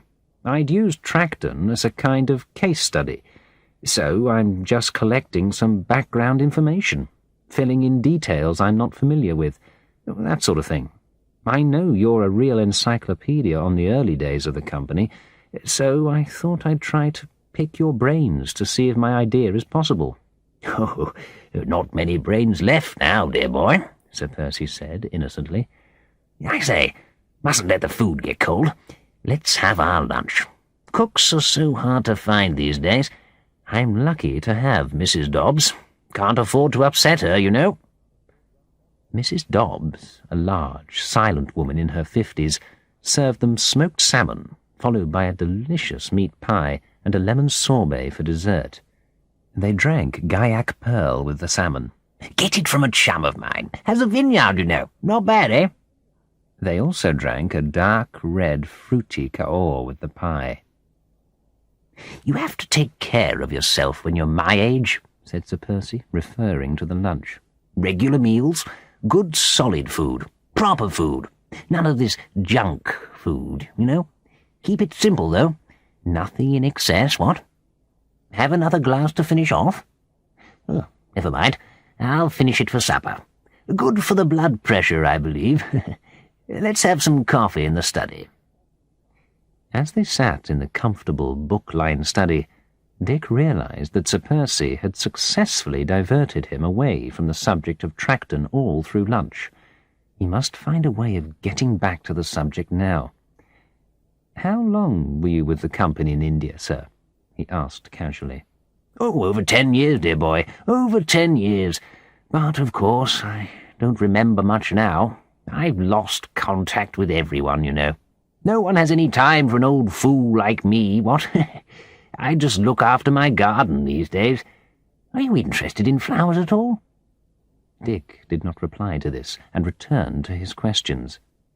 "One of the things I'm hoping to cover in the book is the career profiles of Indian staff, to try to show how office and factory workers became managers, and that sort of thing." "Oh, rather, dear boy. Good idea."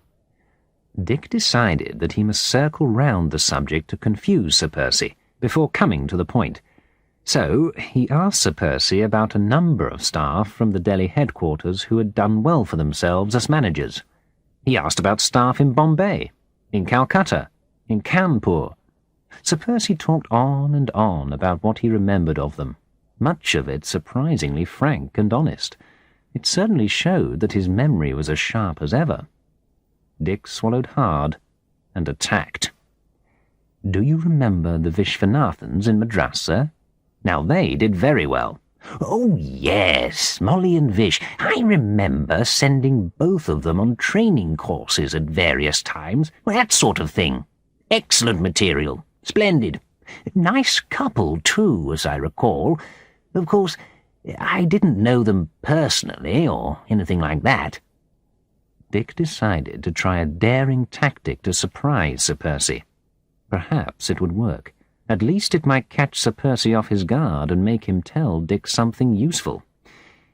"I wonder if you know what happened to Molly Vishwanathan's child, the one she had in Britain during her year off?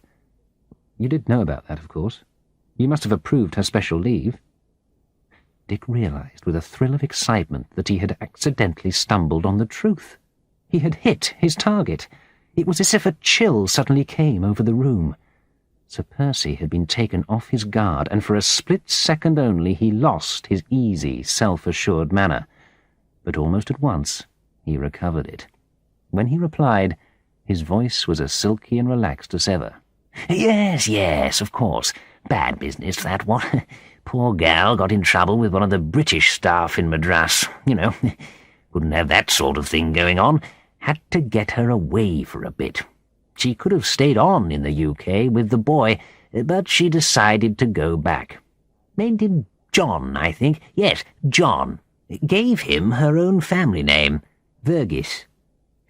But what became of him? Where is he now? He must be over 20 by now. Does Molly still keep in touch with him? Dick was anxious to follow up on his unexpected advantage, but Sir Percy was already steering him away from the danger zone. "Oh, couldn't say, dear boy. Went to a good school and all that. His father paid for it all, as far as I know. Then he came up here, I believe. Went to St. John's College, if I'm not mistaken. But, I say, old boy, I can't see what all this has to do with career development of Indian staff, eh? It was all a long time ago. Better forgotten. There's no point in stirring it all up again. It won't do anyone any good. How about a cognac?" Dick accepted. They sipped the golden liquid in silence. "How do you find it, dear boy?" "It's Armagnac, actually. I prefer it. It's got a bit more oomph than cognac. Matter of personal taste, I suppose." Dick nodded appreciatively. He was about to ask his final question, but Sir Percy got in first. "By the way, there's no point in asking who the father was." "I couldn't possibly tell you that, could I?" "I'd leave it all alone if I were you, dear boy." Dick decided that he would get no more information from Sir Percy, thanked him, and left. Sir Percy, elegant in his bow tie and expensive tweeds, walked with him to the gate. "Take my advice, dear boy. By all means, write your book, if that's your intention.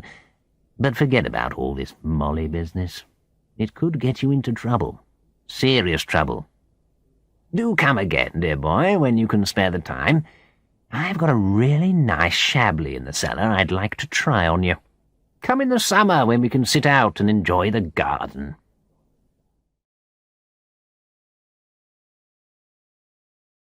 Chapter 9. Jacko of St. John's. Dick looked at his watch. 4:30 already.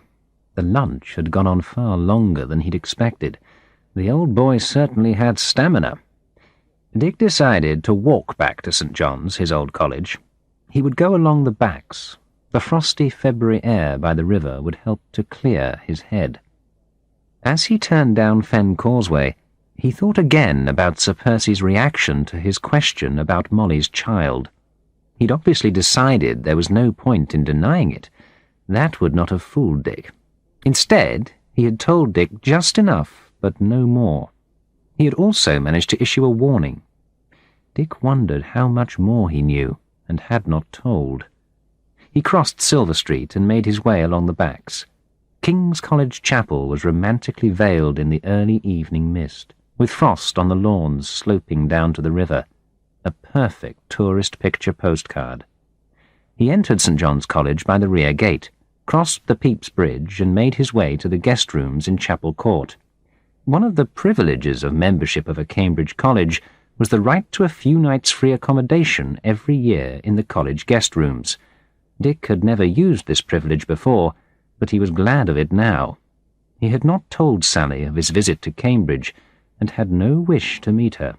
It would only have led to disagreements over the divorce settlement. It was better to let the lawyers sort it all out. He took a shower, then relaxed in the battered but comfortable armchair in his room. He felt that he needed to think things through, to somehow organize what he had discovered so far so that he could make sense of it. He knew for sure now that Vish and Molly had had some sort of special relationship with Keith Lennox in Delhi. The three of them had plotted to get rid of Dick and then Nagarajan.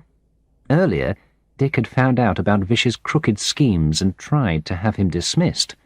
He had failed because Lennox had forbidden him to act against Vish. Why? Dick had only survived for a few months longer in the Madras factory, and he had been harassed with poisoned pen letters and the death threat. But it was only when he had begun investigating the big Husur factory contract that he had been sent on early retirement. What was the connection? And where did Molly's son John fit in? Who was his father? Was this the key to the whole affair? Dick determined to speak to his old tutor, Sir Jeremy Jackson, the retired professor of comparative philology. Jacko, as he was affectionately known by everyone in the college, was a famous eccentric. Some people even considered him to be mad. But he had been a fellow of the college for over 40 years and was a part of the place. And he knew the undergraduates personally. Unlike many professors, he spent a lot of time just chatting to students. He would certainly remember John Vergis. Dick called the steward's office and booked himself for dinner at High Table the next day. Jacko was bound to be there. He never missed his 3 free meals a day. Dick had eaten too much for lunch. He did not feel like going out into the cold night and sitting alone in some anonymous restaurant. He read for a while, then went to bed. It was only 9:30. As he turned out the light, the thought of Lakshmi flashed through his mind. He wondered how she was coping with her father. Though it was ridiculous, he had met her only once. He found himself missing her. He told himself not to be a fool, and went to sleep. He woke at 6 in the morning. The courtyard below was dark, but filled with thick, milky fog. The windows were covered with patterns of frost. Distant footsteps echoed strangely on the cobblestones in the courtyard. He wrapped himself tighter in the bedclothes and slept again until 7. He spent a lazy day. After breakfast in the college buttery, he strolled off into the town. He browsed in the bookshops and bought a couple of collections of short stories for Lakshmi. He lunched at the riverside restaurant, overlooking the fateful place where he had fallen into the river. He wondered if his keys were still buried somewhere in the sticky black mud. In the afternoon, he went to a film at the Art Cinema, one of the places he used to go as a student. It was called Wolf, and starred Jack Nicholson as a man who turns into a werewolf. It was oddly disturbing, and he looked around at the audience in the cinema, almost expecting to see human wolves. After dressing for dinner, he walked across to the senior common room for sherry. A handful of professors and guests were already there. He helped himself to a glass of college sherry and went to check the list of those dining that evening. Sure enough, Jacko's name was there. He recognized very few of the other names, except the master's. He noted that a Nobel Prize winner and a well-known woman novelist were among the guests. Jacko came in and walked straight across to him. He was a small, sprightly man with a round stomach and twinkling eyes. His bald head was suntanned. He took a Mediterranean holiday every winter. "Got your note, Dick? Splendid to see you again. Let me just get myself a drink. Right, cheers.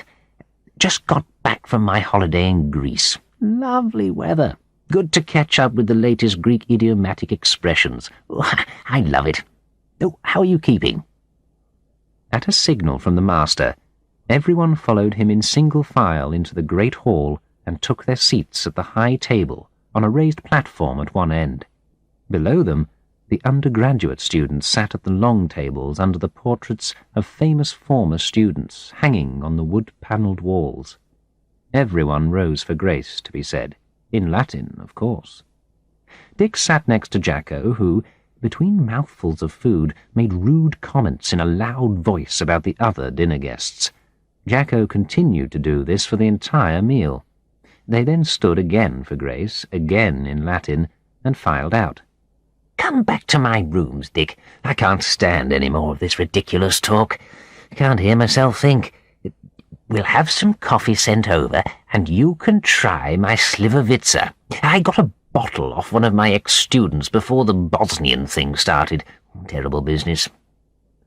Jacko's rooms were on the first floor facing the chapel. Although he must have been over 80 years old, he was clearly still active. A grammar of Albanian lay on the desk, next to a work on the phonology of Old Basque. Journals on linguistics were scattered around the room, and a large Mandarin English dictionary with well-thumbed pages lay open on the dining table. A college butler brought them a tray of coffee. Jacko uncorked a bottle of clear spirits, pungent with the aroma of plums. "Here you are. This will put hair on your chest." And he poured Dick a glass of the fiery liquid. "Now, what can I do for you, Dick? What's your problem?" Dick explained that he had some friends in India who were anxious to contact a student who had been at St. John's until recently. It was not quite the truth, but it was not a complete lie either. Jacko remembered the name immediately. "John Vergis. Of course I know who you mean. A very nice chap. Anglo-Indian. Very intelligent. He got a first-class degree in economics last year. I have to admit that he was a bit of a disappointment to me, though. I'd been hoping to use him as an informant on Malayalam. Very interesting language, Malayalam. Spoken in Kerala, you know. Fascinating place. I went there many years ago when I was learning the language myself. Tamil, Telugu, Kannada, and Malayalam. Wonderful languages, you know, all as ancient as they come, pushed down to the tip of the subcontinent by those terrible Aryans. I'd been hoping he could help me with translations I've been doing of some ancient texts. Not a bit of it. The fellow didn't speak a word of his mother's language. In fact, the poor chap had never set foot in India. Completely English. Terrible thing. Mind you, it happens all the time now. I get Arab students who can't read classical Arabic, Chinese students who can't write proper characters, only these miserable simplified things old Mao brought in, and Indian students who don't know a thing about Sanskrit. I don't know what the world's coming to." "Do you happen to know what happened to him after he went down from the university?" "He went into a bank in London, I think. We can easily check up on it tomorrow morning. Old Briggs was his tutor. Not a bad fellow, Briggs. He has a weakness for his colleagues' wives, but nobody's perfect. He's a good scholar in his way. He'll have Vergis's address, I've no doubt. I can't disturb him this evening, though. He has a regular lady visitor on Thursdays, I believe. Next morning, he called on Jacko again after breakfast. He learnt that John Vergis had taken up a job as a trainee at a well-known bank in the city. Jacko handed him the address and a contact telephone number. There. Do give the boy my best regards if you look him up. Oh, and, by the way, if you happen to be in Mysore next time you go to India, do look up old Aranganayagam at the Institute of Indian Languages. He's a wonderful old rogue, terrible womanizer, or you'd enjoy him. Tell him he still owes me that article. You'll know which one I mean. Dick took an afternoon train to London. The train broke down at Stevenage and finally crawled into King's Cross an hour and a half late. It was now the rush hour. To avoid the crowds, Dick had an early dinner at a Greek restaurant in Victoria. He got back to Hove at 10 in the evening. There was a pile of junk mail in his mailbox, and one letter from his solicitor setting out details of the proposed divorce settlement. He put it to one side and went straight to bed.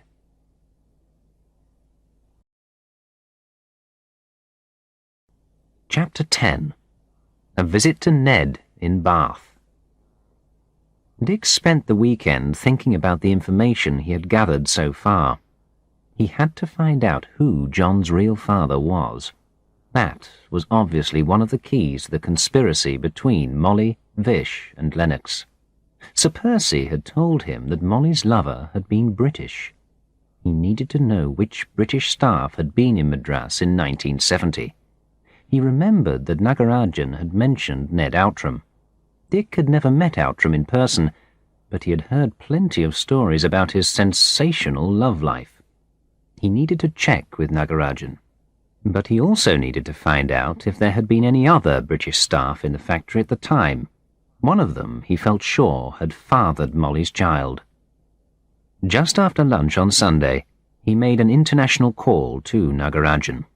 It would be about 6 in the evening in Devanahalli, he calculated. It was Lakshmi who answered the phone. Dick realized immediately that he had been hoping that she would. Yet the moment he heard her voice, he felt a rising sense of unease, coupled with nervous excitement. He could not say what he really wanted to say to her. "Hello? Oh, Dick, you want to speak to my father, I think." "Yes, I do, but I am so happy to speak to you, too." "I am sorry, but he is out with some friends. Can I take a message for him? He will be back late tonight. Will you call again?" "Lakshmi, I will call again. Did you hear what I said?" "I said I am so happy to speak to you, and I meant it." "Dick, I am happy to hear your voice also. Very happy." "Lakshmi, I got you a couple of books in England. I'll send them on tomorrow." "That's so lovely, Dick. I only wish I—" The line was suddenly cut. There was just a long whistling sound. Dick sat thinking for a long time. Just to hear Lakshmi's voice again had turned his emotions upside down. An hour later he called Ramu at home in Madras. Ramu confirmed that Ned Outram had been in Madras at the time. More importantly, Ned and Keith Lennox had been the only British staff in the factory. That was what Dick needed to know. Molly's lover had been one of them. He sat for a long time, wondering whether he should call Nagarajan's number again. He no longer needed information, but he longed to hear Lakshmi's voice again. Finally, he decided it was better not to call. Instead, he called Ramu again to get Outram's address. Ramu agreed to call him the following day, after checking the personnel records in the office. At lunchtime the following day, Ramu rang through with the information. Ned was living in Bath. Ramu gave the address and telephone number. He also warned Dick to be careful. Vish had been asking questions in the factory about Dick's last visit. "He is furious. You have touched a raw nerve, no doubt about it," said Ramu with delight. "Molly also has been asking all sorts of questions about your doings. I shall keep ears and eyes open as usual." Dick called the Bath number several times before he managed to reach Ned. He sounded a bit vague, not quite connected to the real world. Eventually, he agreed to see Dick the following day. He gave him directions on how to find the house. "But don't expect too much, my old friend," he mumbled. "I live in elegant poverty. You'll see. I do look forward to seeing you. I'm sure we'll find lots to talk about." Dick checked into a small hotel on the Western Road in Bath. He had chosen it from the town street plan because it was within walking distance of Ned's house.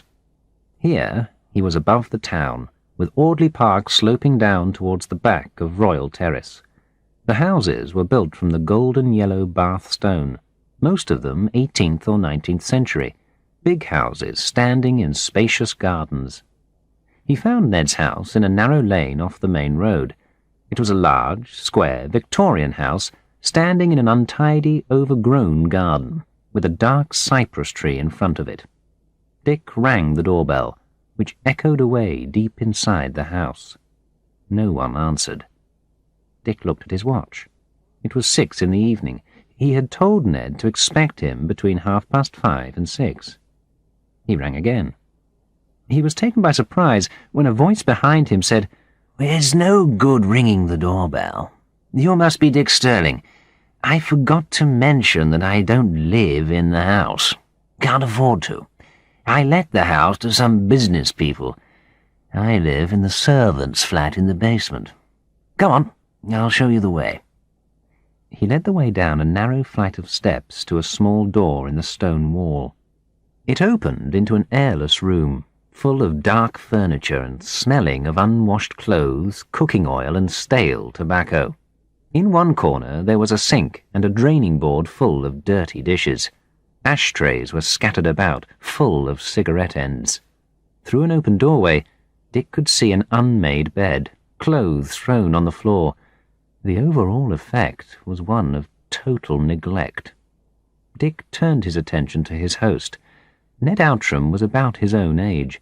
He must have been strikingly handsome once, but now he was balding, and great grey bags hung down below his watery eyes. He wore dirty jeans and a grey denim shirt under a dirty white woolen sweater. His belly hung out over the waist of his jeans, from years of beer drinking. "I'm sorry about the mess," he said, though it was not a real apology. "I've got used to living on my own, and I've forgotten how normal people live. That is, if I ever knew.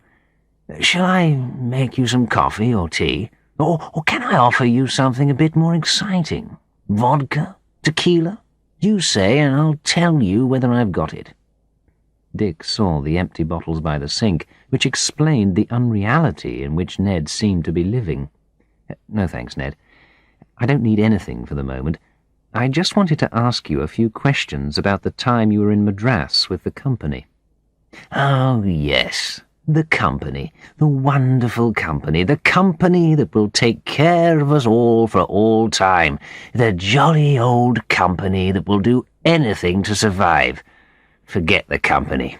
It was the company that ruined my life, so don't talk to me about the company." "Well, I think I know how you feel. After all, something similar happened to me. Do you feel like telling me about it? I mean, about what they did to you?" "Well, they kicked me out, if that's what you mean. It was in 1980. I'd been there for 10 years by then. They invented something and got rid of me." "But, who were they?" Dick asked. "Well, the bloody Vishwanathans. God knows how they did it, but they did. It was as if the top management were blind. They only listened to what the Vishwanathans told them." "But I thought you got along pretty well, with Molly especially." "What do you mean by that exactly?" asked Ned, his face suddenly red with anger. "Well, the way I heard it, you and Molly had quite a thing going back in 1970. And there were a lot of rumours about Molly going on special leave to the UK for a year. You must be joking, said Ned. Molly was an absolute bitch. Do you understand what I mean by that? She would have done anything with anyone to get ahead. She was totally available, at a price. It wasn't a price I wanted to pay. Yes, we did go out once or twice. Yes, she did stay back at my place once, but only once. I don't make a habit of sleeping with snakes. So, who was the father of Molly's child, then? Dick asked directly.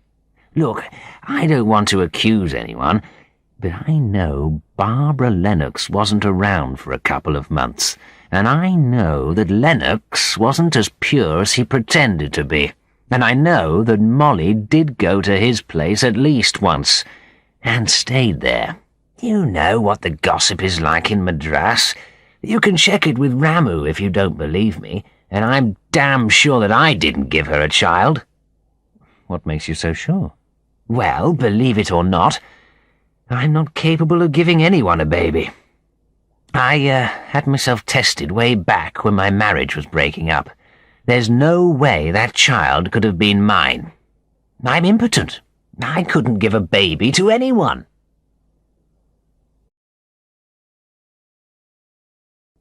Chapter 11. London. John Vergis. They met at the small Italian restaurant, La Perla in Greek Street, Soho. Dick had contacted John Vergis at Baring's Bank a few days previously. He had arranged the lunch by claiming to be the close friend of Keith Lennox, and by mentioning Jacko. John was tall and athletic in a truly striking way. He moved with the grace and confidence of a wild animal, yet his smile was kind. He seemed like a really nice human being. Dick noted from his light brown skin colour that there was no doubt of his Anglo-Indian parentage. Over the antipasto, Dick tried to find out just how much John knew about his own origins.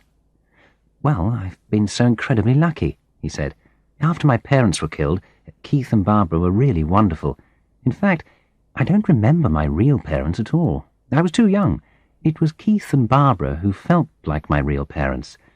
I think I spent every holiday with them, or with their family. Jane, you know Jane, their daughter, well, Jane and I were even thinking of getting married at one point, but Uncle Keith stepped in and stopped it. Maybe it's best. And my uncle and auntie in India were also incredibly kind and helpful." "Your uncle and auntie?" Dick queried. "Yes, I'm sure you must have run into them in Madras. Auntie Molly and Uncle Vish? Well, they always visit me whenever they come over to the UK." Dick felt that the pieces of the puzzle were beginning to fall into place. By the time the meal was over, Dick was sure that he knew what lay behind the 20-year-old story. Dick spent the next month collecting documents as evidence. He obtained a copy of John's birth certificate from St. Catherine's House in the Strand. He traced the private hospital where John had been born, and got copies of the receipts, paid for by Lennox. He confirmed that John had attended a well-known Catholic public school, and obtained copies of the school bills, also paid by Keith Lennox. He obtained, through Ramu, some interesting records concerning the Hosur factory project. The company had originally been offered the land at a special, cheap price, but this offer had disappeared. Instead, the company had paid 40% more for the land for their new factory. Vish and Molly had collected 20% of the difference from the sellers, and Lennox had known of this and done nothing. Ramu's documents included a copy of the original offer. He also heard from Ned again, sending him a yellowing photograph of Lennox and Molly. They were standing close, looking into each other's eyes. He had his arm around her. It was a picture of young lovers. How Ned had got hold of it he had no idea, but it was just one more small piece of the jigsaw puzzle. Slowly and carefully, Dick built up a file proving extensive corruption by the Vishwanathans under the protection of Keith Lennox. The only possible motives for Lennox's action were either financial gain for himself or to hide the scandal of Molly and the illegitimate child. Dick recalled the public disgrace which Keith would have experienced if his relationship had become known. Things have changed now, but at the time, mixed-race affairs were highly disapproved of by both Europeans and Indians. In either case, he would have been in deep trouble if it had ever been made public. Dick felt a rising sense of anger. Revenge would be sweet. Ramu had hinted in his letter that Nagarajan knew even more. It was not difficult for Dick to make up his mind to return to India. The thought of Lakshmi alone was enough.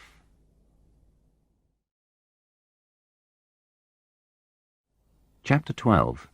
Nandi Hills. Dick spent only one night at the club in Madras before flying on to Bangalore. But soon after going to bed, he was disturbed by 2 telephone calls. One was from Ramu. He had heard that the Vishwanathans were planning something. He did not know what it was, but it had to do with Dick's inquiries. Dick had obviously touched a raw nerve. Ramu advised him to be very careful. "These guys are dangerous. They will stop at nothing to save themselves. Be very careful, Dick. I will go on looking around and contact you as necessary. You will be at West End or Nagarajan's?" Dick told him to try either. The other call was anonymous. When Dick picked up the phone, a muffled voice simply said, "You'd better get back to the UK where you belong. Remember your death threat? This time we're not playing games. Mind your own business. Or else." He spent an uncomfortable night, tossing and turning in a half-sleep, before the dawn birdsong finally woke him. The West End was, as always, a welcome oasis in the clouds of traffic pollution of Bangalore. Dick made a call to Devanahali. The number did not answer. He decided to hire a car anyway and to leave early the next morning. The driver turned out to be Shockett, the same man who had driven him on the previous occasion. By 7:30 they were again in the thick of the morning traffic, and by 9 they were in Devanahali. Neither Dick nor Shockett had noticed the black ambassador with dark windows which had left the West End just after them and followed them at a safe distance all the way to Devanahali. As Shockett drove the car into the dusty lane, Dick felt butterflies in his stomach. Would Lakshmi be there? What would he say to her? What would her reaction be? Did she have the same feelings for him as he had for her? After all, they had only spoken a few words on the phone. He was basing everything on the glances they had exchanged the last time, on the half-spoken hints on the telephone, on his own feelings. Perhaps he was imagining it all. Why should anyone as beautiful as Lakshmi be in the least interested in a man almost twice her age, with his career in ruins behind him, and from a completely different culture? He cursed himself for building up so many hopes on so little evidence. Yet his hands were trembling as he knocked on the street door. It was Lakshmi herself who opened the door. She was plainly taken completely by surprise. Her face showed shock, then joy, then worry, almost pain. Then she smiled, the most wonderful smile, and asked him to come in. He followed her across the courtyard to the living quarters. She was wearing a simple cotton sari of a deep turquoise colour, with a thin border of crimson and gold. She moved with all the grace he remembered. As she prepared coffee, they talked. It felt as if they had always known each other. Her tense nervousness had left her. She was warm and relaxed. Could this be because her father was not there, Dick wondered? "I tried to call you from Bangalore yesterday," he said, "but then I decided to come anyway." "I am so glad you did, Dick. Our phone's out of order, as usual, but my father is away, I am afraid. He has gone to the wedding of a nephew in Anantapur, but he is due back this evening. I hope you can stay to see him. I can make you some lunch later. He should be back by nightfall. He will be very upset if he finds out he has missed you." "Of course I'll stay, but I don't want to put you to any trouble. I mean—" "Oh, it's no trouble at all. Quite the opposite." She paused, as if in doubt about what she was going to say. When she spoke, her voice was darker, more serious. "Dick, I'm sorry, but I lied to you last time." "What do you mean, lied?" "I told you I was not lonely here. In fact, I'm desperately lonely. It is so isolated here. I have no one I can talk to, really talk to. There is nowhere to go, nothing to do except to take care of my father. And he is becoming more and more difficult. You saw for yourself last time. So, I would be so happy if you would stay until he comes back. I would like to know you better. Will you stay?" "Of course I'll stay. Maybe I shouldn't say this, but I didn't come here again just to see your father. I have thought of you often since I left. I came to see you, too." Lakshmi looked down. He wondered if he had said too much too soon. But when she looked up, she had a radiant smile of pure joy on her face. She said nothing, but poured his coffee for him. Her eyes did not leave his face for a moment as he drank it. "I know what," said Dick suddenly. "Why don't we go out for the day? I've got the car and the driver. There must be somewhere interesting we could go, and it would make a change for you, wouldn't it?" "That's a lovely idea, Dick. But aren't you tired? I don't mind preparing lunch." "No. Come on, Lakshmi. Let's enjoy ourselves. Where's the nearest place we could go?" "Well, there's Nandi Hills, which isn't far away. It would only take about half an hour or so to get to. It was one of Tipu's forts. Then the British made it into a sort of small hill station for holidays in the hot season. There are some nice walks at the top. Is there anywhere we can get lunch there?" "I think there are a couple of small places, if you don't mind the Indian food." "Great. Let's settle then. I'll wait while you get ready, and then we'll go." Lakshmi returned 15 minutes later, wearing jeans and a shirt. She had tied her hair up in a bun. She looked younger, more athletic. "I hope you don't mind," she said. "I can't go climbing about up there in a sari." As they drove out of the lane, the black ambassador slid out from behind a parked lorry and followed them. Dick and Lakshmi were both too absorbed in their conversation to notice it, but Shockett frowned as he looked in the rear mirror. He had seen the car behind them in the morning. It seemed odd that it should be behind them again now, but he said nothing. Dick wanted to see some statues he had read about, in a temple not far from Devanahalli, so they stopped on the way to the hills. They parked the car in the small dusty lane leading up to the temple entrance.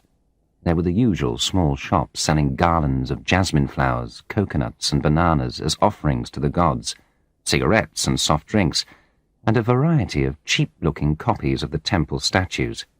Monkeys were fighting over scraps of food in the shade of a big rain tree below the temple steps. From the outside, the temple was unimpressive. Large granite blocks with very little decoration. But inside, it was fantastic. The heavy stone roof was supported by hundreds of pillars, each one carved in the shape of gods, temple dancers, cows, lions, and other mythical animals. The variety was almost too much, yet somehow it all seemed to fit together. Dick went from pillar to pillar, trying to absorb the wealth of detail in each figure. Lakshmi found him standing absorbed in front of a statue of a temple dancer. The naked figure was caught in mid-movement, gracefully standing on one leg, the other raised to knee height. One arm was held slightly away from the body, the hand hanging loosely down. The other arm was held at shoulder height, the fingers formed into a graceful mudra. The breasts were full and naked, the angle of the hips and thighs voluptuously erotic, yet not in the least vulgar. The face shone with a kind of peaceful delight. Dick thought of Lakshmi's smile earlier. "Now I wonder what you're thinking," Lakshmi said from behind him. He turned with a guilty look on his face, hoping she could not see into his thoughts. "What are you blushing for?" A Brahmin priest appeared and offered to chant prayers for them. He did so, then broke a coconut as an offering. Finally, they both took arti, touching their fingers to the burning camphor and taking a spoonful of ganjar water in the palms of their hands before drinking it. As they left the temple, Dick felt that the ceremony they had just performed had tied them still closer together in a way he could not define. They were both silent as they walked back to the car. As the car turned out onto the main road again, the parked black ambassador once again followed. Shockett recognized the car, and he speeded up. The other car speeded up too. The narrow road to the top of Nandi Hills winds up in a series of over 30 tight hairpin bends to a point over 1,500 meters above sea level. The hills are covered by thorn bushes and eucalyptus trees, but there is a lot of bare granite rock exposed to the burning, dry heat. As they negotiated each bend, Shockett had to change down into first gear, and the car shook as it staggered up the next straight slope. With every bend, the view extended until they could see far away across the brown, dusty plateau to other groups of hills in the far distance. Eventually they passed through the narrow gateway into the fort and drove up to the summit. There were a few groups of noisy schoolchildren being looked after by tired-looking teachers, and 2 or 3 families out for the day. Otherwise, there was hardly anyone. There were a few restaurants. Lakshmi decided that the least bad would probably be the one run by the State Tourism Authority. It had the advantage of being perched on the edge of the mountain top, overlooking the precipice. They took their seats at a dirty table next to the window, which gave a magnificent view of the surrounding landscape. Soon after they had ordered from the menu, a group of 3 men came in and sat at a table on the other side of the room. 2 of them were very dark-skinned and looked thin and hungry. They were dressed in lungis and white shirts which had not been washed for a long time. The third one was pale and fat, with a thick black moustache. He was wearing spotlessly clean white trousers and shirt, with the collar turned up and a pair of black and white shoes. He reminded Dick of a famous Tamil film star. He was obviously the leader, and ordered beer and snacks for the group. They were soon in deep conversation. Dick did not like the look of them, nor the way they kept glancing over in his and Lakshmi's direction. He felt sure they were talking about them. But soon Dick and Lakshmi were so deeply absorbed in each other that they forgot all about the men at the other table. They talked mainly about themselves. Dick told her about his forced retirement, about the breakup of his marriage, about his present inquiry, and his hopes of revenge. A shadow passed across her face when he spoke of revenge, but he did not notice it at the time. Lakshmi listened silently. Then she began to tell him about her own marriage, the way she had been advertised in the bride's column of the newspaper, then inspected by the boy's family, how the dowry had been agreed, and how finally she had married Girijan and moved to Udupi to live with his family. The Indian mother-in-law is not always as cruel as so often described, but clearly Lakshmi had been unlucky. She was badly treated and made to work harder than a servant, and Girijan had been a weak man, certainly not able to stand up to his forceful mother. Things had been worse because Lakshmi had had no children. She had been made to feel guilty by all those malicious relatives and their questions. "Any good news?" and their meaningful looks when she had had to answer, "Not yet."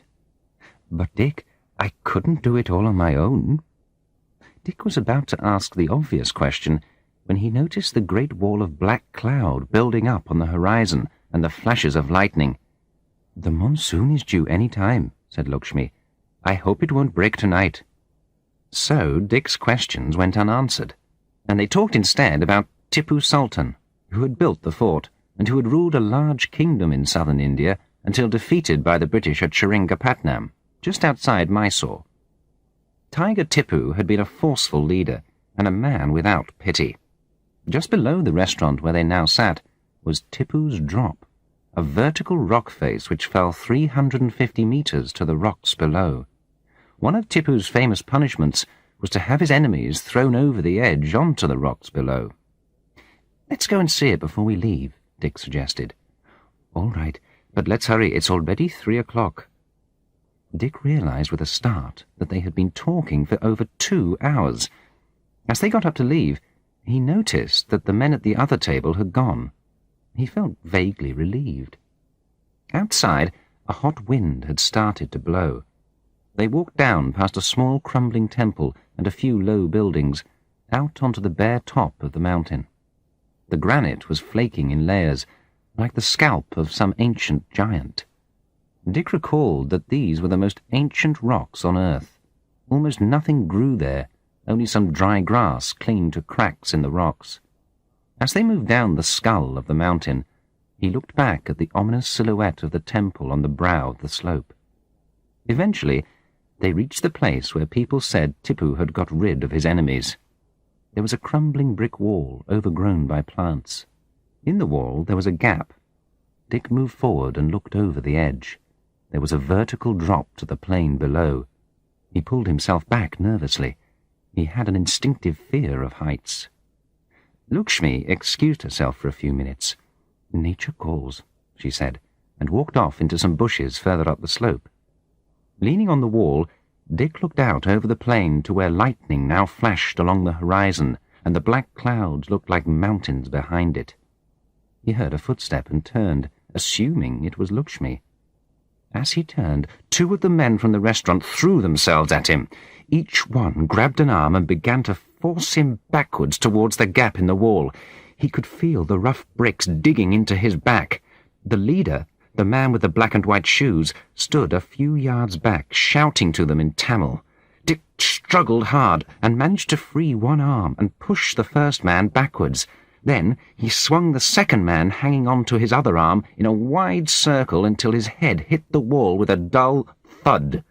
The leader and the first man both ran at him together. The leader had taken out a knife, but he never had time to use it. Lakshmi came racing down the slope, giving out a terrifying scream and, with a classic karate kick to the man's wrist, sent the knife flying high into the air and over the wall. Dick managed to punch the side of the first man's head. Both men now turned away and half ran, half staggered down into the trees. Dick looked round for the second man, but he was gone. Then there was the sound of a car driving off at speed. Dick sat down and leaned his back against the wall. He was shaking, and his face was white from the shock. Lakshmi knelt by him. "Dick, there's blood on your shirt. Let me look." "It's okay, I think. Just a few scratches on my arms, and my back feels sore. I think I must have bruised it on the wall. Nothing serious." "Lakshmi, I think you saved my life just now. But where did you learn to kick like that?" "I was in the karate team when I was at university, Dick. I always knew it would come in useful one day. But we must get away from here. They may try to attack us again. Can you walk all right?" Dick got shakily to his feet, and they made their way back to the car park, taking care to stay in the open. Shockett noticed the blood on Dick's shirt, but he said nothing until they were halfway down the hill. "There was one black ambassador following us always today, sir. It is gone. There were 3 goondas who drove off fast as hell itself. I hope all is well, sir." They kept a careful watch all the way back to Devanahalli, but there was no sign of the black ambassador. The goondas had obviously decided they had had enough for one day.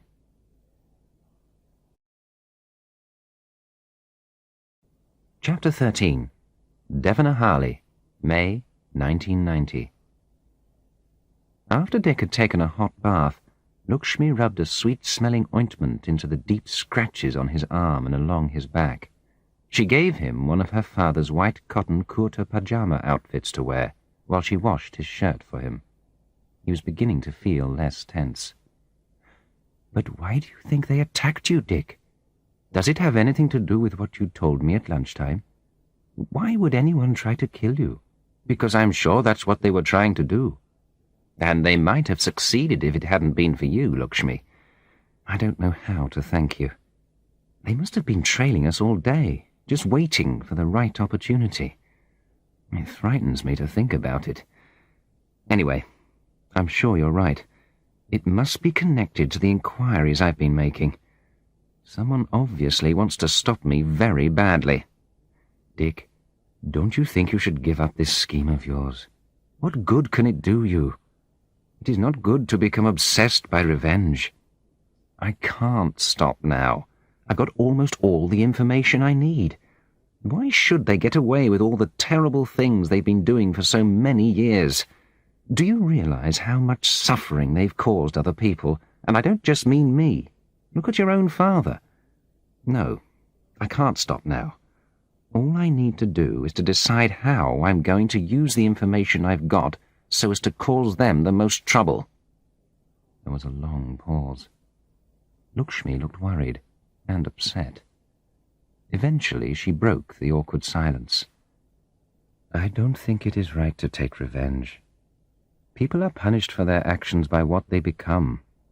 God arranges punishment. We should leave it to him. But that's just fatalism, said Dick, and it means that criminals all over the place get away with the most dreadful crimes against other people. Please, think about what I have said, said Lakshmi, if only because I believe you are now in great danger, and I'm afraid of what they might do to you. She left the room in tears, and did not return for over an hour. Dick sat alone with his thoughts. It was 6 by the time she came back. Dick had decided what he had to do. He rose to leave. I must go back to Bangalore, Lakshmi. Tomorrow I'll fly to Madras. I need to speak to the Vishwanathans face to face. I should have done it before. Then at least they'll know what they're up against. But, Dick, that's walking into trouble. Please don't do it. Don't worry, Lakshmi. I've had an idea. It will be my life insurance policy. I'll tell you about it in a minute. But you can't leave now anyway. My father should be back any time, and it's getting dark. It isn't safe for you to travel in the dark. Supposing those men are waiting for you. Please don't leave. I'm sorry if I upset you by what I said. I meant it, but I can understand how you feel too. Just don't leave me now. We've had such a lovely day together. Well, most of it was lovely. I mean, before they tried to kill you. Who knows when we may be able to see each other again? Please, Dick. Okay. I'll wait until your father comes back. Then I'll decide whether to stay on till tomorrow or not, Dick said. Lakshmi began to prepare supper. Dick sat watching her. But somehow the easy familiarity they had felt earlier in the day had evaporated. They felt awkward and did not know quite what to say to each other. Perhaps it was their disagreement. Perhaps it was the thought that Nagarajan might walk in at any moment. Perhaps it was the realization that they might never meet again. In the distance there was the sound of thunder. The air was hot and suffocating. By 7:30 Nagarajan had still not returned. They ate supper. Lakshmi looked nervous and worried. Are you worried about your father? No, I'm sure he's all right. If he isn't back by 8, there's not much point in waiting for him. It isn't the first time he has stayed longer than expected. He probably found some old friends to drink with and talk about the good old days. He'll come back when he's ready. 8 o'clock came and went. Dick did not know what to do. He knew he should leave, but he did not want to. Lakshmi had become very important to him, but somehow things had gone wrong between them, and now he felt unsure of what to do about it.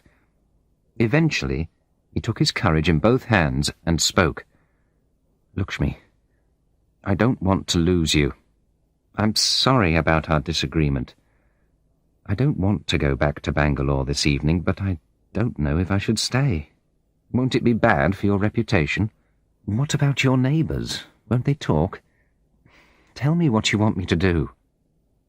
Lakshmi looked him full in the eyes, then walked across to where he was sitting. She took both his hands in hers and held them.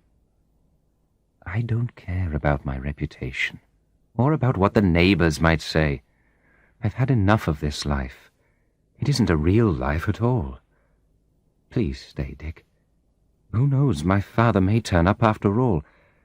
Tell your driver to find a place to stay till the morning. Then come back and we'll talk." They went on talking till midnight. The electricity had gone off soon after 9, probably because of the storm which they could still hear in the distance. So they sat talking by candlelight. The sense of easy familiarity had returned between them. Dick gave Lakshmi the sealed packet he had brought with him. In it was a copy of all the documents he had collected about the Vishwanathans and Lennox. If anything happened to him, she was to send it by registered post to London, to the chairman of the board of directors of Tracton, and to the Daily Mail newspaper. Eventually, Dick got up and they made their way across the courtyard, Dick to his room, Lakshmi to hers.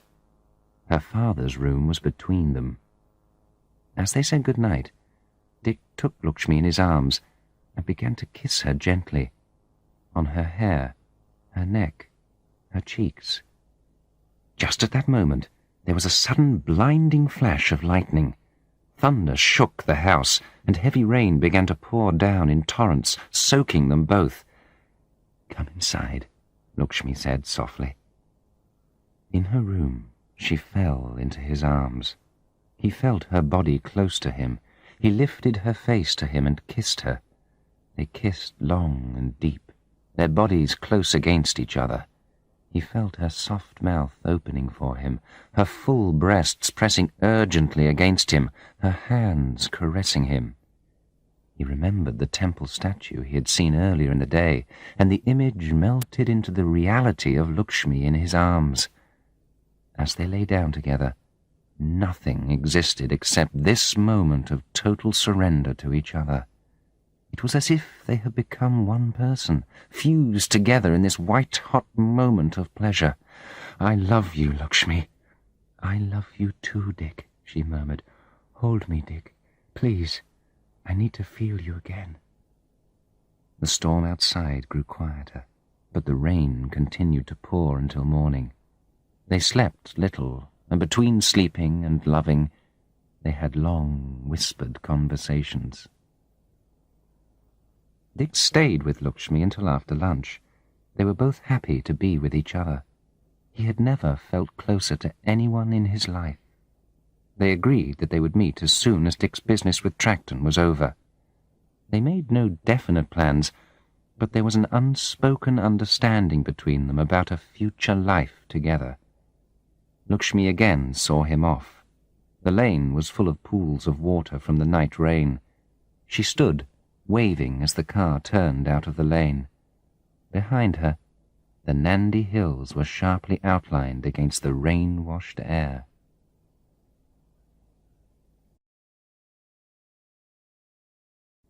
Chapter 14. Kidnap. The car bumped over the rough holes on the Mahabalipuram road out of Madras. Dick sat in the back, uncomfortably squeezed between two men in dirty white shirts and lungis. Their leader sat in the front seat with the driver and the other man who had introduced himself as Satish. "But this isn't the way to Kalakshetra colony," Dick protested, as they passed the Marundheshwara temple in Tiruvanmiyur. "We've passed it already." "We are going somewhere quieter," said Satish menacingly. "Please do not be alarmed. And don't even think of trying anything." But the palms of Dick's hands began to sweat as they drove farther and farther out of the city. The two men in the back stank of stale cigarettes, coconut oil pomade, and pan. He began to feel sick, and he cursed himself for being so stupid. As soon as he had returned to Madras, he had called Vish to arrange a meeting. Vish had been unusually polite, even friendly. He had agreed to come to Dick's room at the club at 6 the following evening. Instead, he had sent Satish with a message to say that he was unwell, but could see Dick at home. The car would take him and bring him back. Dick had been deceived by Satish's educated accent and smart appearance. Satish had politely held the back door open for him outside the club. He himself had got in next to the driver. Everything seemed so normal and civilized. But when the car reached the Theosophical Society grounds, it slowed down and stopped. The back doors on both sides were thrown open and 2 men jumped in, one on either side of him. Dick immediately recognized them as his attackers at Nandy Hills. At the same time, their leader got into the front seat beside Satish. Dick had struggled to get out of the car, but one of the men pressed something hard and sharp into his side. By then, the car was speeding out of the city, and the dark windows made it impossible for him to attract anyone's attention outside. He had fallen into the trap like an idiot. The car bumped quickly along the narrow road in the dark. From time to time it slowed to avoid the water lorries, driving towards them at high speed in the middle of the road. Madras is permanently short of water, and water is driven into the city in lorries. But the drivers were often drunk on toddy or arak, and drove with no thought for others, and usually without headlights. Shortly after passing Colomandel, the artists' village, the car turned off left towards the sea along a rough track. It stopped outside a large house overlooking the beach. Dick looked around. There were no other houses in sight. The house was newly built, and furnished with all the luxury Dick remembered from the Vishwanathan's apartment in Kalakshetra all those years ago. They had obviously got even richer. He was shown into a large room with a terrace overlooking the sea. He was left there with the leader guarding the door. It was half an hour before Vish and Molly came into the room. By then, he was feeling distinctly nervous. Vish had put on weight. He waddled heavily into the room. His eyes, mouth, and nose were now surrounded by fat. It was as if a small, clever rat sat trapped in the middle of a labyrinth of fleshy folds. His eyes were as sharp and snake-like as ever, though, and his mouth wore the unpleasant smile Dick remembered so well, revealing his 2 large front teeth. Molly, too, had put on weight, but she dressed to conceal it. The rich Mysore silk sari was carefully folded around her, but even that could not hide the fat back flaps of flesh bulging out between her choli and her waist. She wore more makeup than Dick remembered, but her eyes, too, shone dangerously, just as they had when he saw her last. If Vish was the rat, she was the snake. So, we meet again. Only this time you're not any more the boss. In fact, you were never the boss, as you know now. It seems you have been interfering in things which don't concern you. Don't concern me, said Dick. I seem to remember I lost my job because of them, and so did some of my friends. That's just your imagination. Who will believe you? You're just trying to find someone to blame. You are so pathetic, Molly added in her high-pitched nasal voice. I suppose you know that none of the staff ever respected you. I can't say I blame them. She flashed a look of pure hatred at him. Dick kept silent, refusing to respond. He wanted to know where all this was leading before he said anything. Vish spoke again. Anyway, even if you tell what you say you know, what difference will it make to us? Who cares about these things? We'll just deny it all anyway. And you can't touch us here. You're just an interfering foreigner. And I've got plenty of friends who can take care of you. Dick decided that the time had come to speak. Oh, I think quite a lot of people would be interested, don't you? There's John Vergis for a start.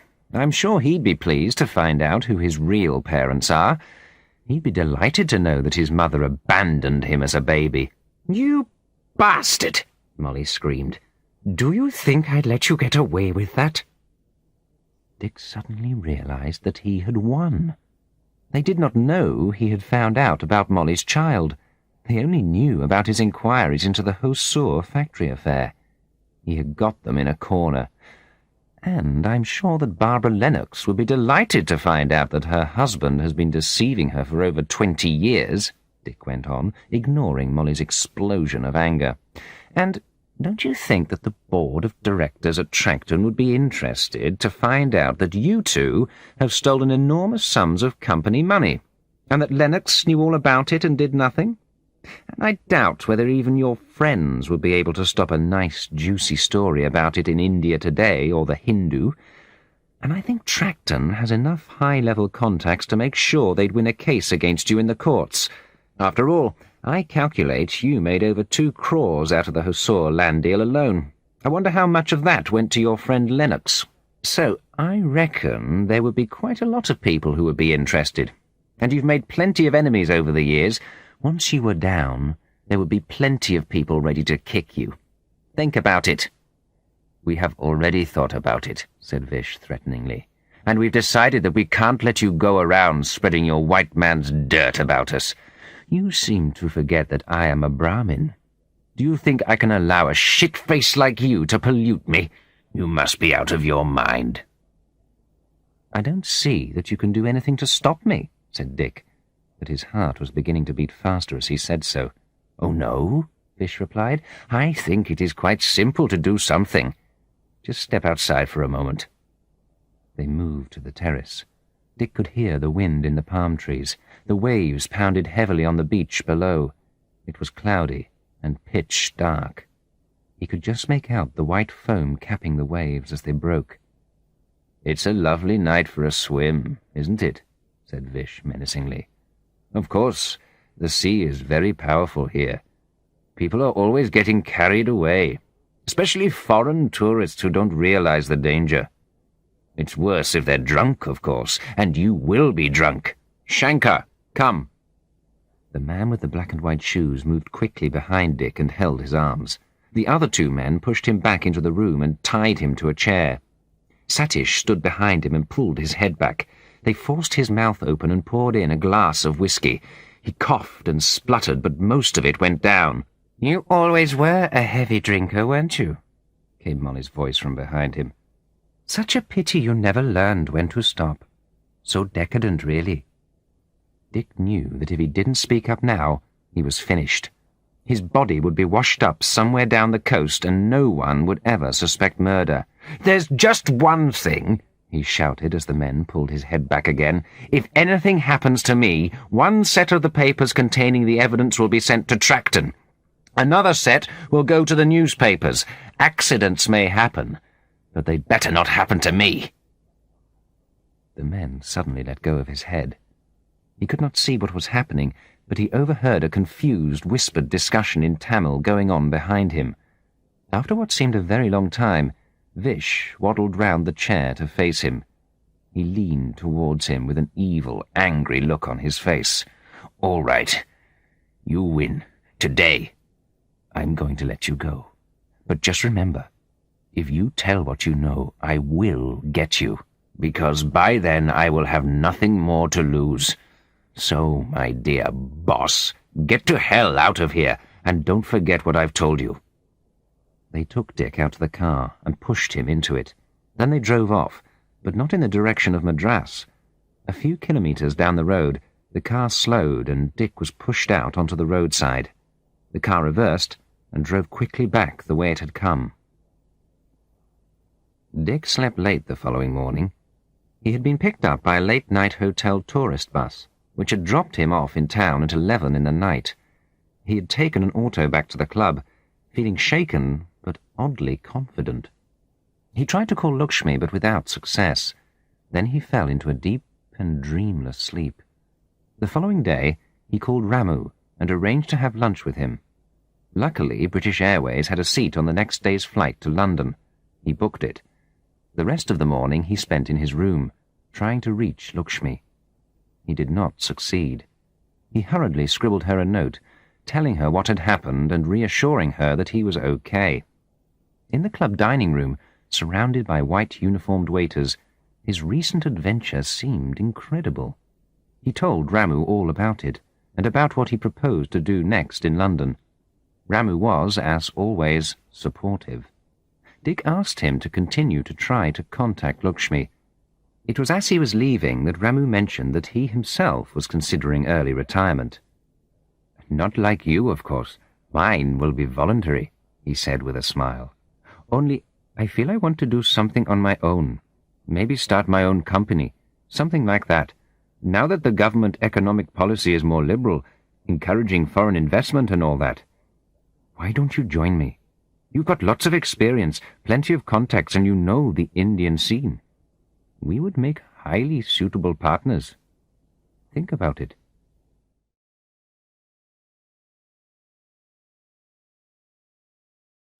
Chapter 15. Tea Time in Barnes. London, June 1990. It was not difficult to arrange to meet Barbara Lennox. She remembered him, of course, and agreed to see him again to hear news of her good friends, the Vishwanathans. Keith was away on a business trip to Thailand. She invited Dick to tea in Barnes on Saturday afternoon. London was enjoying fine summer weather, so Dick decided to take the Underground to Hammersmith, then walk across the bridge to Barnes. He passed pubs smelling of warm beer, full of afternoon customers. There was a feeling of relaxation in the air, with young couples strolling hand in hand, men with their shirts off mowing their lawns, red-legged women slumped in deck chairs in their front gardens, children playing half-naked in the park. It was Britain at its most casual, happy to forget in this temporary sunshine the miseries of unemployment and recession. The Lennoxes had a large Victorian house overlooking the pond in Barnes. Barnes was the territory of the successful, business executives, bankers, computer whiz-kids, retired diplomats, all those who had made it and kept it.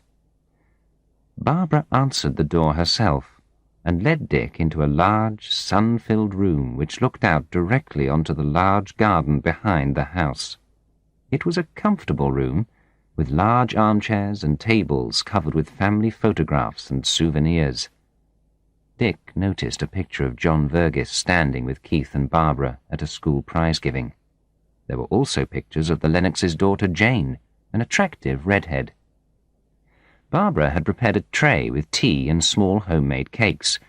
Dick recalled that she had always been proud of her home and her cooking skills. She poured the tea. "So, how is everyone over there?" she asked with a slight Scottish accent. Dick spoke in general terms about the Vishwanathans, about Ramu, about Nagarajan. He was careful not to betray his feelings about any of them. "Oh, yes, Nagarajan. Such a nice man. I believe he took early retirement. Such a pity about his wife. I heard that his daughter had lost her husband too. So sad." Dick had a sharp feeling of loss as she said this. It was strange to hear Lakshmi referred to in the third person, like a stranger. As the conversation went on, Dick gently tried to discover just how much Barbara knew about John Vergis, and about Keith's relationship with him. He decided that, unless she was a superb actress, she knew nothing. She talked about how they'd taken care of him during school holidays. "The poor child had lost both his parents in a car accident," she explained. "It was the least we could do. And somehow we felt we kept in touch with India through him. He became part of the family in a way. There was even a time when he and Jane were in love. At least they said they were. I would have liked them to get married. It sort of felt right in a way, if you know what I mean. But Keith was absolutely against it. I've never seen him so upset. I could never understand why. After all, he's not colour-prejudiced or anything like that. But there was no way I could talk him round. Funny, really. Anyway, Jane married Nigel last year. He's a diplomat, and they're in Senegal now. I'm afraid they're not very happy, though.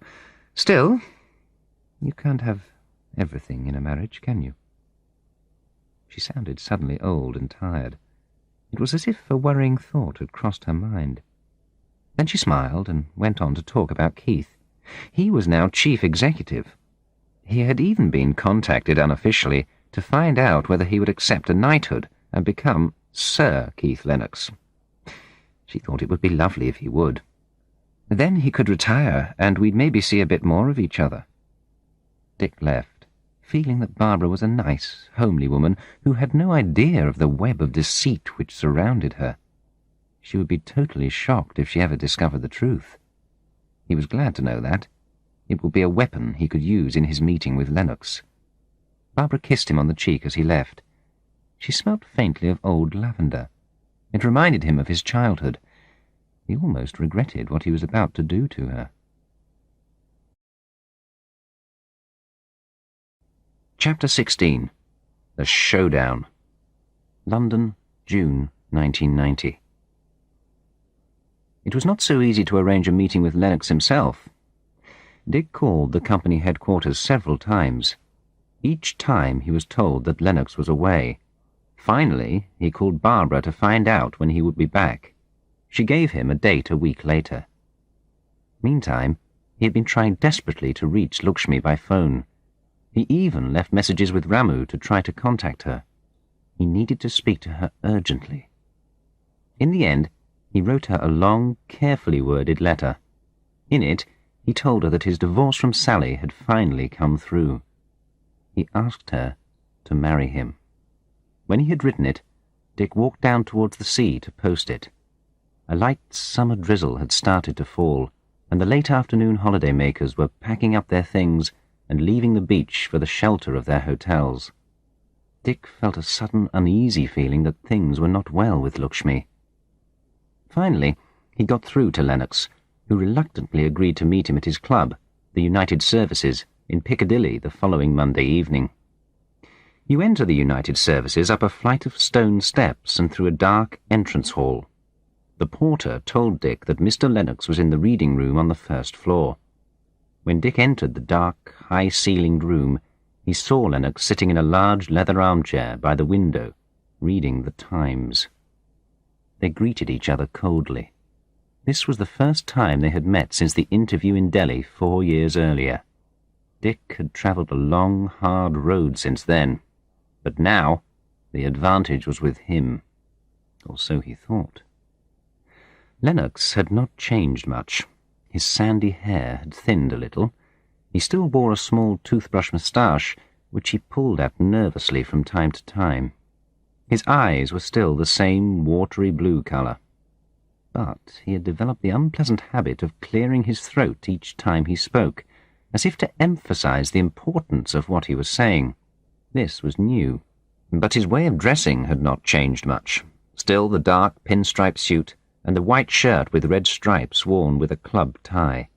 He was the very picture of a respectable, self-important, boring business executive. So, what exactly did you wish to see me about? I'm afraid I can't give you more than half an hour. I have an important dinner to attend. It won't take long. I wonder if you've heard from your friends, the Vishwanathans, recently. Lennox gave him a venomous look and plucked at his moustache. You never give up, do you? I advised you 4 years ago to leave it alone. You didn't take my advice, and you lost your job. Isn't that enough? Oh, more than enough. In fact, it was too much. But you haven't answered my question. Have you heard from your dear friends? As a matter of fact, I did have a call from them a day or two ago. They mentioned that they had met you in Madras. And did they also mention that they tried to kill me? I hardly think they would do anything like that. Oh, no? Not even if I had proof of their involvement in a major financial scandal? I don't know what you're referring to. What financial scandal?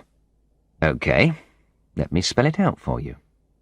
In 1970, before Barbara came out to join you in Madras, you had an affair with Molly Vergis, as she then was. She became pregnant with your child. You somehow persuaded her to go to the UK for a year and have the baby. You also seem to have been able to persuade Sir Percy Hancock to agree to the leave. Since then, you have been paying for the education of the child, pretending his parents were dead. You have also been blackmailed by the Vishwanathans, who would have revealed what they knew unless you kept your mouth shut about all their dishonest schemes. You knew your career and your marriage would have been finished if they had told what they knew. You knew how strong the prejudice was against mixed relationships. You would have done anything to keep it quiet. In fact, you did do many things, including getting rid of me, Ned Outram, Nagarajan, and goodness knows how many others. You couldn't risk my finding out any more about the Hosur factory construction deal, because that was a really big one. I don't know whether you took any of the cash yourself, but the Vishwanathans certainly did well out of it. And you knew all about it, but you kept quiet. Anything to protect your precious reputation. Lennox's pale face had now gone almost grey. He pulled incessantly at his moustache. He cleared his throat again. Now look here. I can't have you accusing me of this kind of thing. I'll take you to court. Before you do that, I suggest you take a look at this, said Dick quietly, and handed him a large brown envelope. You don't have to look at it now. Take your time. You'll find it makes very interesting reading. Oh, I wouldn't leave it around for Barbara to find, though. I have the originals of all these documents. I think you'll find that there's enough there to put you in jail for a nice long time. What's more, it would ruin your marriage and respectable reputation. I am well aware of the contents of your envelope, but I advise you, for your own safety, to destroy the originals and forget about the whole thing. It's past history. Your friends have already tried to kill me twice. I'm not frightened by your threats. And as you will know from your friends, if anything happens to me, a set of these documents will go straight to the chairman of the board. I've also arranged for a set to go to Barbara, and another set to the Daily Mail. So think twice before you threaten me, you miserable bastard. So, what do you propose to do now? Lennox was now sweating heavily. It's up to you. You've just been offered a knighthood, I believe. I want you to refuse it. Then I want you to resign from the company. Finally, I want you to pay £100,000 each to Nagarajan and Ned Outram. If you refuse, I shall send out the documents. You decide. I'll call you tomorrow morning in your office. Just say yes or no. Good night. Oh, and do enjoy your dinner.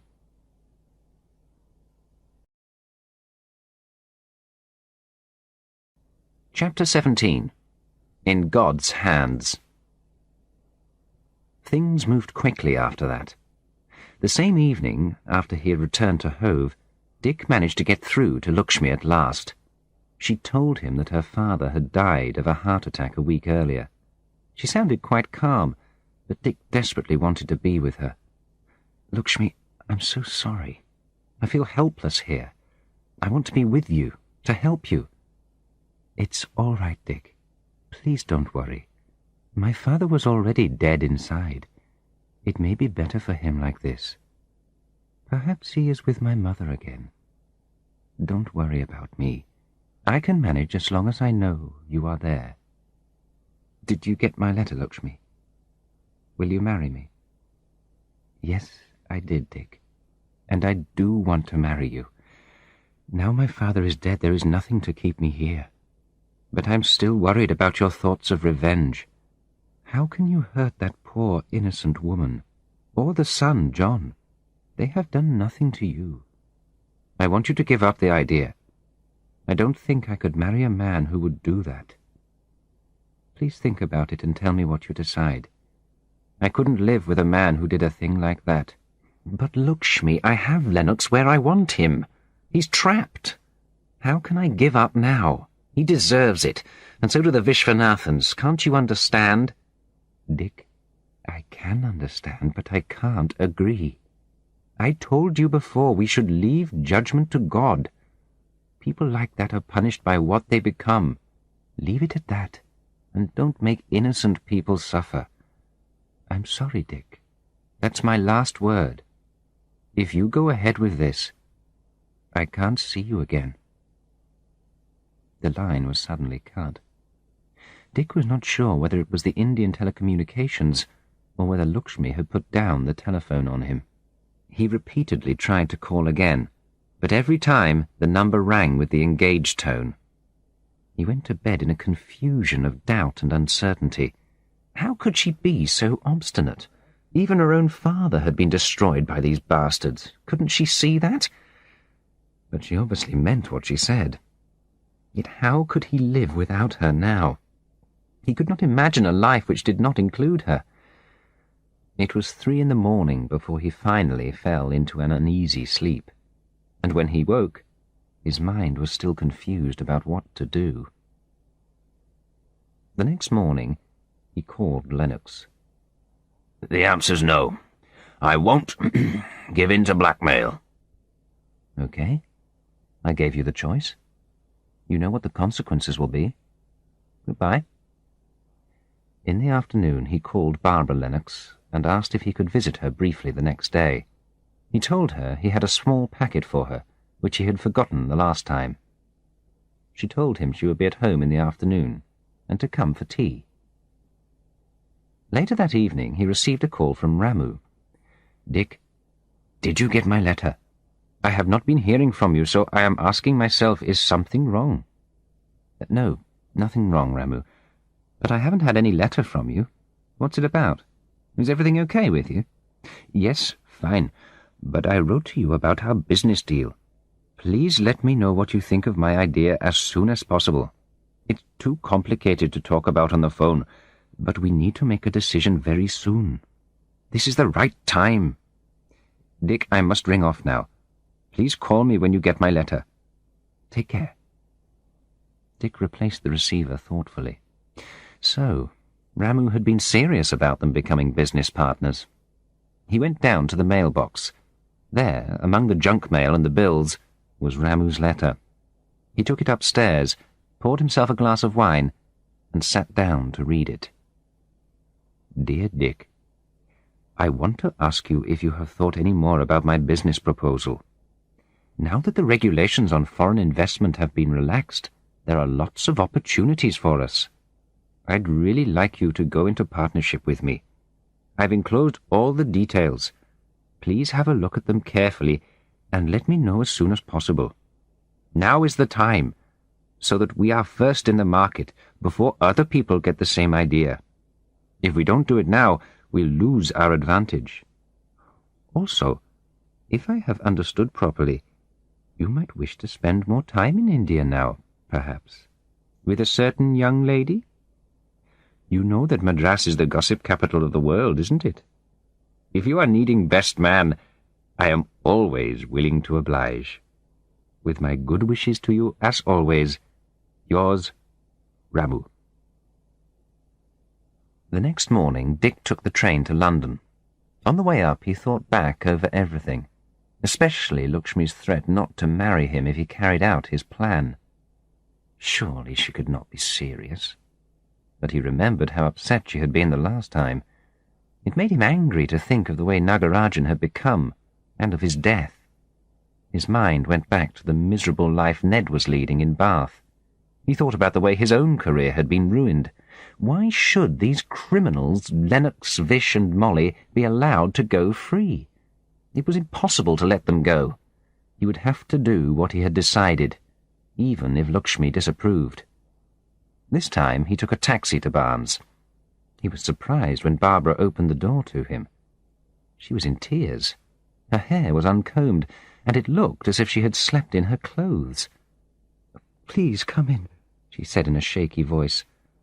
"I don't know what's wrong with me, but I can't stop crying. I've been like this since yesterday. I can't seem to concentrate on anything. My head is full of terrible thoughts. I can't sleep. I can't eat. It makes me feel sick even to think of food. My hands keep trembling. I'm terribly sorry about all this. I'm so ashamed to be crying like this. I don't know if I can even make your tea. My hands are shaking so much. It's terrible to feel like this. Every way I turn there is another black thought. I feel trapped in my own life. There is no escape. Do you understand what I'm trying to say?" "Oh, no. How could you? I must seem like just another one of those hysterical middle-aged women you read about in the newspaper. But this is real. I thought I was walking on solid earth, and now I am falling down a deep black hole. Nothing is solid any more. My life has fallen to pieces. I was living in a dream. Now I'm locked in a nightmare. I'm sorry. I need to sit down." He sat her down in the kitchen and made tea for her. He tried to comfort her and to find out what had caused her breakdown. The cup of tea seemed to calm her nerves. She stopped crying and began to talk more coherently. "I'm sorry to be like this," she said, "but I have to talk to someone. I can't keep it all inside me any longer. I feel as if I was going to explode. Please, just listen and tell me if you think I'm mad. I suppose I've had India on my mind since your last visit. It brought back memories of the time when Keith and I first went out there all those years ago. I kept remembering scenes from our life in Madras. I have a very good memory, and the looks on people's faces, snatches of conversations at parties started to come back to me. There was something worrying me, but I couldn't put my finger on what it was. Until last night. Keith didn't come home last night. He had an important dinner and decided to stay at his club. He often does that, so I'm used to it. Anyway, there was nothing interesting on the TV, so I started to look at our old photograph albums. It was the thoughts of India that started me off, I think. So there I was, looking at all those photographs. Parties, receptions, birthdays, picnics at the beach, hill stations, the Taj Mahal, you know. And still there was this something worrying me, a vague thought at the back of my mind. She paused to blow her nose. I realized that one of our albums wasn't there, so I started to look for it. After I'd looked everywhere else, I wondered whether it might be in Keith's study. I don't know what made me think of that. I don't usually go in there when he isn't here. But I went in this time, and sure enough, there it was under a pile of papers on his desk. I couldn't think what he wanted it for. Maybe he had been thinking about the old days too. Goodness knows why. But as I took it from the desk, an envelope fell on the floor. The handwriting looked familiar. I picked it up. Inside there was just one photograph. I'd never seen it before. Here it is. She passed Dick a yellowing black and white photograph. He realized with a shock that he had seen it before. It was the photograph of Molly and Keith which Ned had sent him. It was obvious that they were in love with each other, but in case there was any doubt, Molly had written on the back, "For my darling Keith, our unforgettable day and night, with all my love, Molly." She had also written the date. He silently handed the photograph back to Barbara. "How stupid I have been," she moaned, starting to cry again. "I should have realized there was something strange going on. But, you know, sometimes you just don't notice what is right in front of your eyes. Look at the date. That was a month before I went out to India to join Keith. They were lovers. I can't believe it, but they were lovers." She broke down in tears again. Then I began to think of all the other suspicious things that had happened. Molly going to England so suddenly to look after an old uncle. Then John becoming one of the family. My God, he certainly was one of the family. And I realized why Keith had prevented John from marrying Jane. And somehow I simply didn't suspect anything. That's the terrible thing. But the worst thing is not that they were lovers. I would have forgiven Keith that. I loved him, you know. In fact, I still love him. That's what is breaking me up. No, I would have been able to forgive him, but the worst thing was that they went on fooling me for over 20 years, and I was blind to it all.